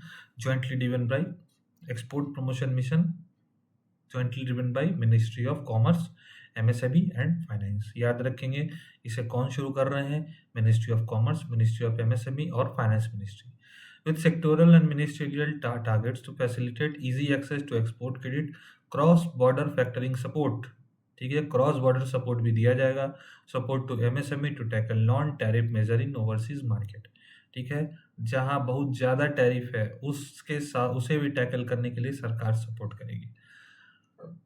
Bharat trade net, Bharat trade net for international trade, एक डिजिटल पब्लिक इंफ्रास्ट्रक्चर तैयार किया जाएगा, ठीक है, ट्रेड डॉक्यूमेंटेशन के लिए और फाइनेंसिंग सॉल्यूशंस के लिए। ट्रेड डॉक्यूमेंटेशन आप लोग जानते हैं, बहुत सारा लाइसेंस ये वो सारा जितने डॉक्यूमेंटेशन होते हैं उसके लिए भारत ट्रेड नेट जो है एक डिजिटल पब्लिक इंफ्रास्ट्रक्चर के रूप में सरकार लागू करेगी, ठीक है।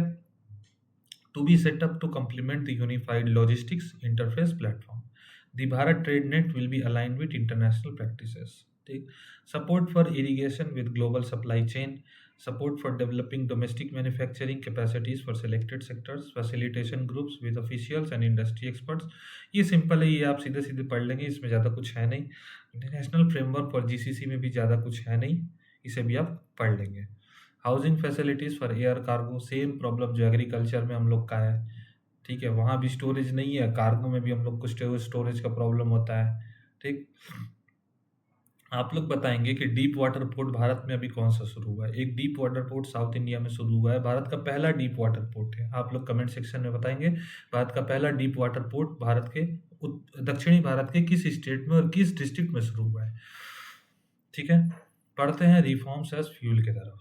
यहाँ हम लोग पढ़ेंगे tax reform, financial sector reform और अदर रिफॉर्म्स, ठीक है। डायरेक्ट टैक्स इनडायरेक्ट टैक्स भी पढ़ेंगे, ठीक है। तो देख लेते हैं टैक्स रिफॉर्म में हम लोग देख लेते हैं finance minister highlighted the principle of trust first scrutinise later in tax governments, ठीक है, याद रखना है ये हाईलाइट आपसे पूछेगा एग्जाम में, trust first scrutinise later. Finance minister also highlighted key reform over the past decade, ठीक है, कौन कौन से रिफॉर्म सरकार ने किए हैं पास्ट डिकेड में उसे भी फाइनेंस मिनिस्टर ने हाईलाइट किया। ये टैक्स रिफॉर्म जो कि पिछले डिकेड में पिछले 10 सालों में सरकार ने लागू किए थे वो आप पढ़ लेंगे। बढ़ते हैं हम लोग financial sector reforms and development की तरफ। इंश्योरेंस सेक्टर में पहले एफडीआई था 74%, 74% foreign direct investment insurance sector में लागू था, उसे बढ़ाकर 100% कर दिया गया है, ठीक है। अब 100% एफडीआई इंश्योरेंस सेक्टर में लागू हो सकती है। भारत के इंश्योरेंस कंपनीज में फॉरेन डायरेक्ट इन्वेस्टमेंट 100% पूरा लागू हो चुका है। पेंशन सेक्टर देख लेते हैं, forum for regulatory coordination and development of pension product to be set up, ठीक है, ज़्यादा कुछ नहीं है। केवाईसी सिंप्लीफिकेशन देख लेते हैं, ठीक है, रीवैम्प्ड सेंट्रल केवाईसी हिस्ट्री, ठीक है, केवाईसी सिस्टम को सिंप्लीफाई किया जाएगा, ठीक है, पीरियोडिक अपडेट करने के लिए और इम्प्लीमेंट करने के लिए। बायलैटरल इन्वेस्टमेंट ट्रीटीज, ठीक है, signed bilateral investment treaty with 2 countries, Bharat ने 2 कंट्रीज के साथ bilateral investment treaty already sign किया हुआ है, एक है उज्बेकिस्तान और एक की यूएई, ठीक है। हाउएवर इस कंट्री के साथ अभी हम लोग का बायलैटरल इन्वेस्टमेंट ट्रीटी शुरू नहीं हुआ है, ठीक है। हम लोग साइन कब किए थे 2024 में, लेकिन अभी तक शुरू नहीं हुआ है, ठीक। इसका स्पिरिट क्या है, हम लोग इसको क्यों शुरू कर रहे हैं कि भारत को पहले डेवलप करने के लिए, ठीक है, ताकि फर्स्ट डेवलप इंडिया, इस गोल को लेकर हम लोग इसे जो है लागू कर रहे हैं।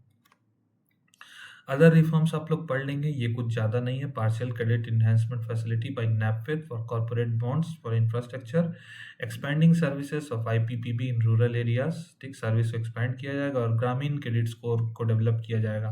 पहले हम लोग लोन लेते थे ना बैंकों से तो वहाँ क्रेडिट स्कोर होता था, अब ग्रामीण क्रेडिट स्कोर भी लागू किया जाएगा केसीसी पे, देखने के लिए कि किसका कितना स्कोर है, किसे कितनी जल्दी तरीके से जो है लोन मिल सकता है।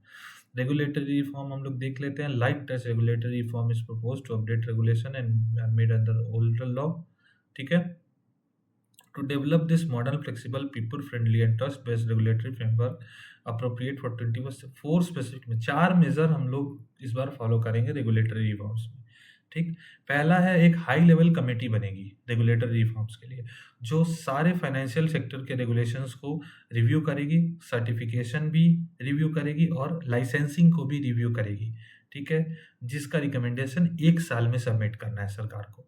Investment friendliness index of state, इसे 2025 में जो है शुरू किया जाएगा, जो कि प्रमोट करेगा क्या? Competitive cooperative federalism. पॉलिटी में आप पढ़ेंगे cooperative competitive federalism. Financial stability and development council FSDC बनाया जाएगा, ठीक है।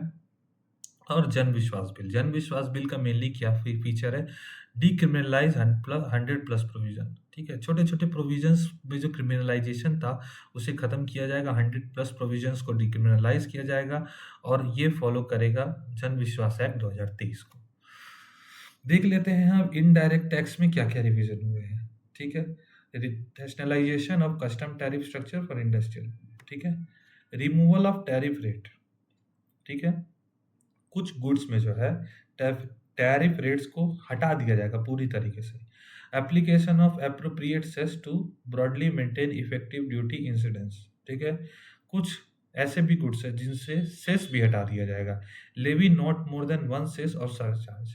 लेवी जो है एक सेस या एक सरचार्ज से ज़्यादा नहीं लगेगा, यानी इफेक्टिव लेवी या सरचार्ज जो पहले लगता था, स्टेप बाय स्टेप सरचार्ज जो पहले लगता था कि आप सारा साल कर रहे हैं, बार बार आपको सेस या सरचार्ज देना पड़ रहा है, वो खत्म हो जाएगा। एक ही बार आपको सेस देना है साल में, या एक ही बार आपको सरचार्ज देना है साल में, ठीक है। और exemption of social welfare surcharge on multiple tariff lines. अभी जो मैंने आपको बताया कि मल्टीपल टैरिफ लाइन्स में आपको बार बार सरचार्ज नहीं पेमेंट करना है, एक ही बार सरचार्ज पेमेंट करना है और काम खत्म। मेडिसिन इंपोर्ट देख लेते हैं। Relief on import of drugs. 36 life saving drugs को एग्जेम्प्ट कर दिया गया फ्रॉम बेसिक कस्टम ड्यूटी से एग्जेम्प्ट कर दिया गया है। 6 other subject to 5% concessional duty. 36 को तो पूरा ही माफ कर दिया गया है, 6 जो बाकी बचते हैं उन्हें 5% कंसेशनल ड्यूटी जो है मिला गया, यानी 100 में 5% उनका माफ हो गया, ठीक। Benefiting those with cancer and rare chronic disease. अब आप समझ सकते हैं कि लाइफ सेविंग ड्रग्स यहाँ क्या गया कहा गया है, तो कोई रेयर डिजीज या कैंसर जैसे डिजीजेस के ही आप यहाँ पर ड्रग्स होंगे तो उनके लिए ही किया गया है।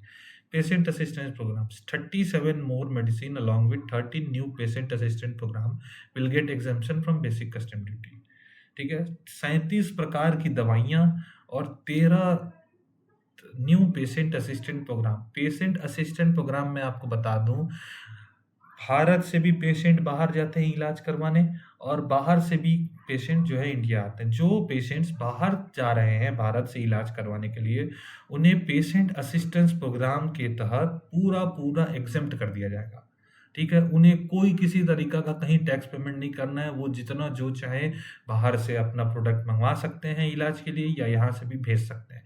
किसी तरीके की कोई कस्टम ड्यूटी नहीं पेमेंट करनी है, ठीक है। यूजुअली कस्टम ड्यूटी तभी देना पड़ता है जब बाहर से सामान आ रहा है, तो पेशेंट के असिस्टेंस के लिए जो भी सामान बाहर से आएगा उसमें किसी भी तरीका का कोई ड्यूटी नहीं पेमेंट करना है, ठीक है। Support to domestic manufacturing and value addition, critical mineral, exemption on BCD on cobalt powder, ठीक है। बेसिक डोमेस्टिक मैन्युफैक्चरिंग के लिए कोबाल्ट पाउडर के लिए पूरा एग्जेम्प्ट कर दिया गया है। Scrap of lithium ion battery, lead और जिंक में पूरा जो है एग्जेम्प्ट कर दिया गया है। टेक्सटाइल देख लेते हैं। To promote domestic production of technical textile, propose 2 more types of shuttle-less loom to the list of fully exempted textile machinery। 2 तरीका के लूम्स, आप लोग जानते हैं कि टेक्सटाइल प्रोडक्शन जो है लूम्स में होता है, ठीक है। लूम आप अगर नहीं देखे होंगे तो मैं लूम की बाद में एक फोटो डाल दूंगा, ठीक है, चैनल पे आप देख लेंगे। 2 तरीका के मशीनरी को जो है पूरी तरीके से एग्जेम्प्ट कर दिया गया है। उस मशीनरी को आप बाहर से एक्सपोर्ट कर सकते हैं, किसी तरीके की कोई आपको ड्यूटी नहीं देनी, किसी तरीका का कोई टैक्स आपको पे नहीं करना। इलेक्ट्रॉनिक गुड्स में to rectify inverted duty structure in increase the BCD or interactive flat panel display, reduce the BCD to an open cell and other component।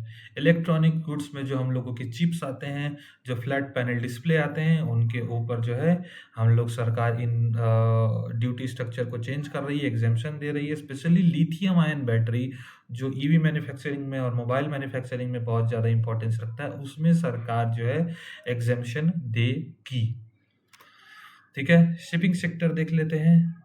Shipping sector में रॉ मटेरियल में सरकार exemption करेगी, components consumable में भी सरकार exemption करेगी, और ship breaking में भी सरकार एग्जेम्पशन करेगी।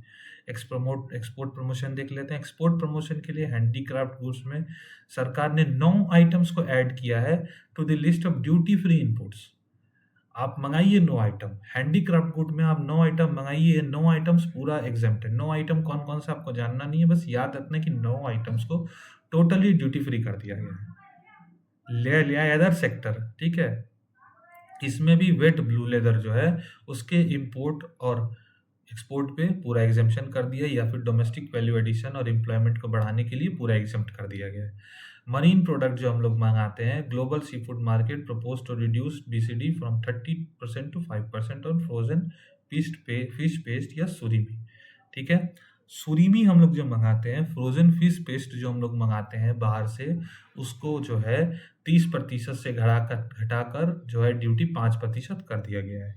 Domestic MROs for railway good, to promote development of domestic MROs railway good, time limit जो है बढ़ा दिया गया है, ठीक है, फॉरेन ओरिजिन गुड्स के लिए जो कि हम लोग इंपोर्ट करते हैं। रिपेयर ईयर 6 साल से 6 महीने से उसको बढ़ाकर 1 साल कर दिया गया, यानी 1 साल तक आपको कोई कोई ड्यूटी नहीं देनी, कोई टैक्स नहीं देना। 1 साल के लिए आप मंगाइए सामान, काम करिए, यूज करिए, मुफ्त है, ठीक है। ट्रेड फैसिलिटेशन देख लेते हैं। ट्रेड फैसिलिटेशन के लिए सरकार क्या कर रही है, टाइम लिमिट पर प्रोविजनल असेसमेंट, ठीक है। कस्टम्स एक्ट के अंडर में प्रोविजनल असेसमेंट के लिए जो फिक्स टाइम लिमिट था पहले, जो कि पहले 1 साल था, उसको बढ़ाकर 2 साल कर दिया गया है, ठीक है। वॉलंटरी कंप्लायंस में भी सरकार फैक्ट्स पे duty with interest and out penalty incentivising company compliance excluding cases already under audit और इन्वेस्टिगेशन।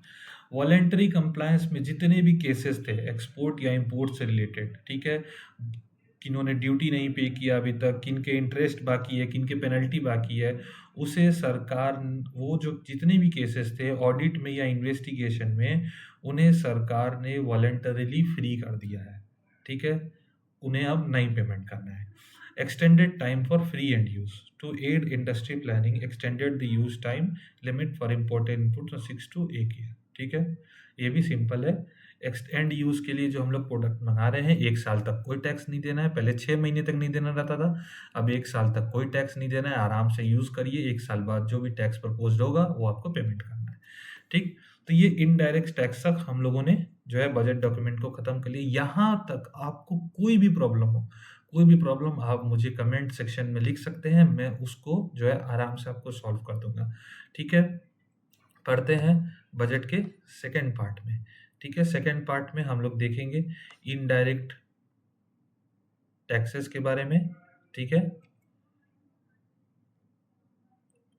इनडायरेक्ट टैक्सेस के बारे में हम लोग देखेंगे, ठीक है। इनडायरेक्ट टैक्सेस क्या, कि इनडायरेक्ट टैक्सेस हम लोग यहाँ देख चुके हैं। अब हम लोग यहाँ देखेंगे डायरेक्ट टैक्स के बारे में, कि डायरेक्ट टैक्स में सरकार ने क्या क्या किया है। तो नया इनकम टैक्स बिल आ चुका है, ठीक है। Government will introduce the bill to carry forward the same spirit of न्याय के स्पिरिट को बनाए रखने के लिए, गुड गवर्नेंस को इम्प्रूव करने के लिए सरकार ने नया बिल ला दिया है, ठीक है। TDS, TCS for rationalization, reduction in rates, TDS, TCS will be rationalized by reducing rates, ठीक है। TDS के रेट्स को और TCS के रेट्स को कम किया जाएगा, ठीक है, हायर लिमिट्स के लिए, और कम किया। Senior citizen interest deduction limit को बढ़ा दिया गया है। सीनियर सिटीजन्स का जो TDS या TCS कटता था उसको बढ़ाकर लिमिट को 1 लाख रुपया कर दिया गया है, ठीक है। रेंट पर जो TDS या TCS कटता था उसको बढ़ा के 6 लाख रुपया कर दिया गया है। Threshold to collect TCS on remittances under RBI's liberalised remittance scheme, ठीक है, इसको बढ़ाकर 7 से 10 लाख कर दिया गया है। TCS जो हम लोगों का था उसे बढ़ाकर 7 से 10, अब आपको एनुअल TCS जो आप पेमेंट करते थे वो 7 लाख नहीं 10 लाख पे पेमेंट करना है। 10 लाख तक TCS फ्री हो गया। 10 लाख जब आप कमा लीजिएगा तो आपको TCS पेमेंट करना है। हमको तो लगता है हम अफसर बन के भी 10 लाख रुपये साल का नहीं कमा पाएंगे, कैसे ही कमाएंगे, 50,000 सैलरी में क्या ही 10 लाख होगा, तो हम भी TCS मुक्त हो जाएंगे। डीक्रिमिनलाइजेशन हम लोग पहले ही देख चुके हैं। वॉलंटरी कंप्लायंस देख ले रहते हैं। Propose to extend the time limit, ठीक है, जो हम लोग फाइल रिटर्न करते हैं या हम लोग पेनल्टी मिस कर देते हैं, वो पहले 2 साल तक था, उसको बढ़ा के 4 साल कर दिया गया है, ठीक है। 4 साल तक अब आप मुक्त हैं। अब आप 4 साल तक नहीं पे करिएगा तो पेनल्टी डबल 4 गुना भी लग सकता है, पर कर दीजिए payment. Ease of doing business को बढ़ाने के लिए streamline the process of transfer pricing, ठीक है। A new scheme will allow determining arm's length prices for international transaction over a 3-year block period. ठीक है. Scope of state harbor rules पढ़ लेंगे. Senior citizen withdrawal exemption, withdrawals from NSS, ठीक है, accounts by senior citizens, ठीक, post average 29 post अगस्त 29 2024, यानी अगस्त 29 2024 के बाद जितने भी लोग एग्जेम्पशन कर रहे हैं उन टैक्स फ्री रहेगा. एनपीएस वात्सल्य accounts will be treated like regular NPS accounts with in limits. ठीक है. एम्प्लॉयमेंट एंड इन्वेस्टमेंट में देख लेते हैं. Tax certainty, A presumptive taxation regime will be introduce for non resident. ठीक है. नॉन रेसिडेंट्स के लिए टैक्सेशन रिजीम लागू हो चुका है. 2 लाख डॉलर के बारे में जो मैं बात कर रहा था वही ये tax certainty. Providing services to electronics manufacturing company and taxation in infrastructure sector. ठीक है. Tonnage tax scheme for inland vessel. Inland vessels के लिए टनेज टैक्स स्कीम प्रपोज किया गया है. आगे हम लोग पढ़ेंगे, अभी उसके बारे में ज़्यादा इन्फॉर्मेशन है नहीं, पर हम लोग पढ़ेंगे आगे. Extension for incorporation of startups, extended the period of incorporation by 5 years. 5 साल तक आप लोग इनकॉर्पोरेट करिए. 5 साल तक पूरा मुफ्त है. आप एंटरप्रेन्योर्स स्टार्ट कीजिए, एंटरप्रेन्योरशिप कंपनी शुरू करिए. Extended the period of incorporation by 5 years for startups which are incorporated before April 1 2030. ठीक है. आईएफएससी आप लोग पढ़ लेंगे, बहुत सिंपल चीज़ है. Extension of investment date for sovereign and pension funds. The investment period for sovereign wealth and pension funds infrastructure sector is extended by 5 years. 5 साल के लिए बढ़ा दिया गया है इन्वेस्टमेंट डेट और इंफ्रास्ट्रक्चर फंड के लिए. पर्सनल इनकम देख लेते हैं कि अब पर्सनल इनकम पे क्या है. New tax regime, no income tax payable up to income of 12 lakh rupees under new regime. ये तो सभी लोग जान चुके हैं, सभी लोग देख चुके हैं. स्टैंडर्ड डिडक्शन बढ़ा के 75,000 कर दिया गया है. ठीक है. आप लोग यहाँ पर टैक्स रेट देख सकते हैं. टैक्स रेट का मैंने स्लैब दे दिया है, ये आप लोगों को पढ़ लेना है. ठीक. ये भी डायरेक्ट एग्जाम में कभी कभी पूछ लेता है. ठीक. आगे देख लेते हैं हम लोग ग्लॉसरी. तो ग्लॉसरी में ये सारे डेफिनेशंस है, ये सारे डेफिनेशंस आपको पढ़ लेने हैं. इन डेफिनेशंस में आपको कहीं भी कोई भी प्रॉब्लम होगा तो आप लोग मुझे मैसेज करेंगे, आप लोग मुझे ईमेल करेंगे, मैं आपका प्रॉब्लम क्लियर कर दूंगा. बहुत ही सिंपल लैंग्वेज में मैंने डेफिनेशंस लिखे हैं, आपको पढ़ने में कोई प्रॉब्लम नहीं होगी. और यहाँ पर इम्पोर्टेंट कॉन्स्टिट्यूशनल प्रोविजन भी मैंने लिख दिए हैं कि कौन कौन से आर्टिकल्स जो हैं बजट से रिलेटेड हैं, जो पूछे जा सकते हैं, जो कि इम्पोर्टेंट हो सकते हैं. तो ये था पूरा बजट का डॉक्यूमेंट. इतना ही बजट आपको बीपीएससी की एग्जाम के लिए पढ़ना है 2025-26 के लिए. इकोनॉमिक्स का सर्वे जो है उसकी क्लास में कल लूँगा. आज वीडियो बहुत ही लंबा हो चुका है ऑलरेडी, पढ़ते पढ़ते आपको भी बोरिंग लगने लगेगा, तो इकोनॉमिक्स सर्वे की क्लास में कल लूँगा 2024-25 की. आज बजट का जो क्लास है वो कंप्लीट हो चुका है. आप लोग डेफिनेशन पूरा पढ़ लेंगे. देखिए डेफिनेशन जो है ना, ये बीच-बीच में आपको, अगर आप पहले डेफिनेशन पढ़ लेंगे, सबसे पहले आप डेफिनेशन ही पढ़ लीजिए, तो बीच-बीच में आकर आपको ये टर्म्स मिलेंगे ना, तो आपको समझने में दिक्कत नहीं होगी. मैंने वैसे समझा दिया है, पर फिर भी दिक्कत नहीं होगी. और आर्टिकल आप कहीं लिख के चिपका लीजिए दीवार में, और रोज़ 10 मिनट उसके सामने खड़ा रहिए. मैं भी यही कर रहा हूँ अभी. तो 10 मिनट खड़ा रहिए, आपका आर्टिकल भी रिवीजन होते रहेगा. तो ये था आज का वीडियो. आज करंट अफेयर और मेंस प्रैक्टिस क्वेश्चन नहीं आ रहा है, क्योंकि वीडियो ऑलरेडी बहुत लंबा होगा, मैं जानता था, इसलिए मैंने उस सेक्शन को नहीं बनाया है. तो वीडियो को आप लोग लाइक ज़रूर करेंगे, शेयर ज़रूर करेंगे अपने फ्रेंड्स के साथ, और चैनल को सब्सक्राइब करना नहीं भूलेंगे. इसी के साथ करते हैं वीडियो को एंड. जय हिंद.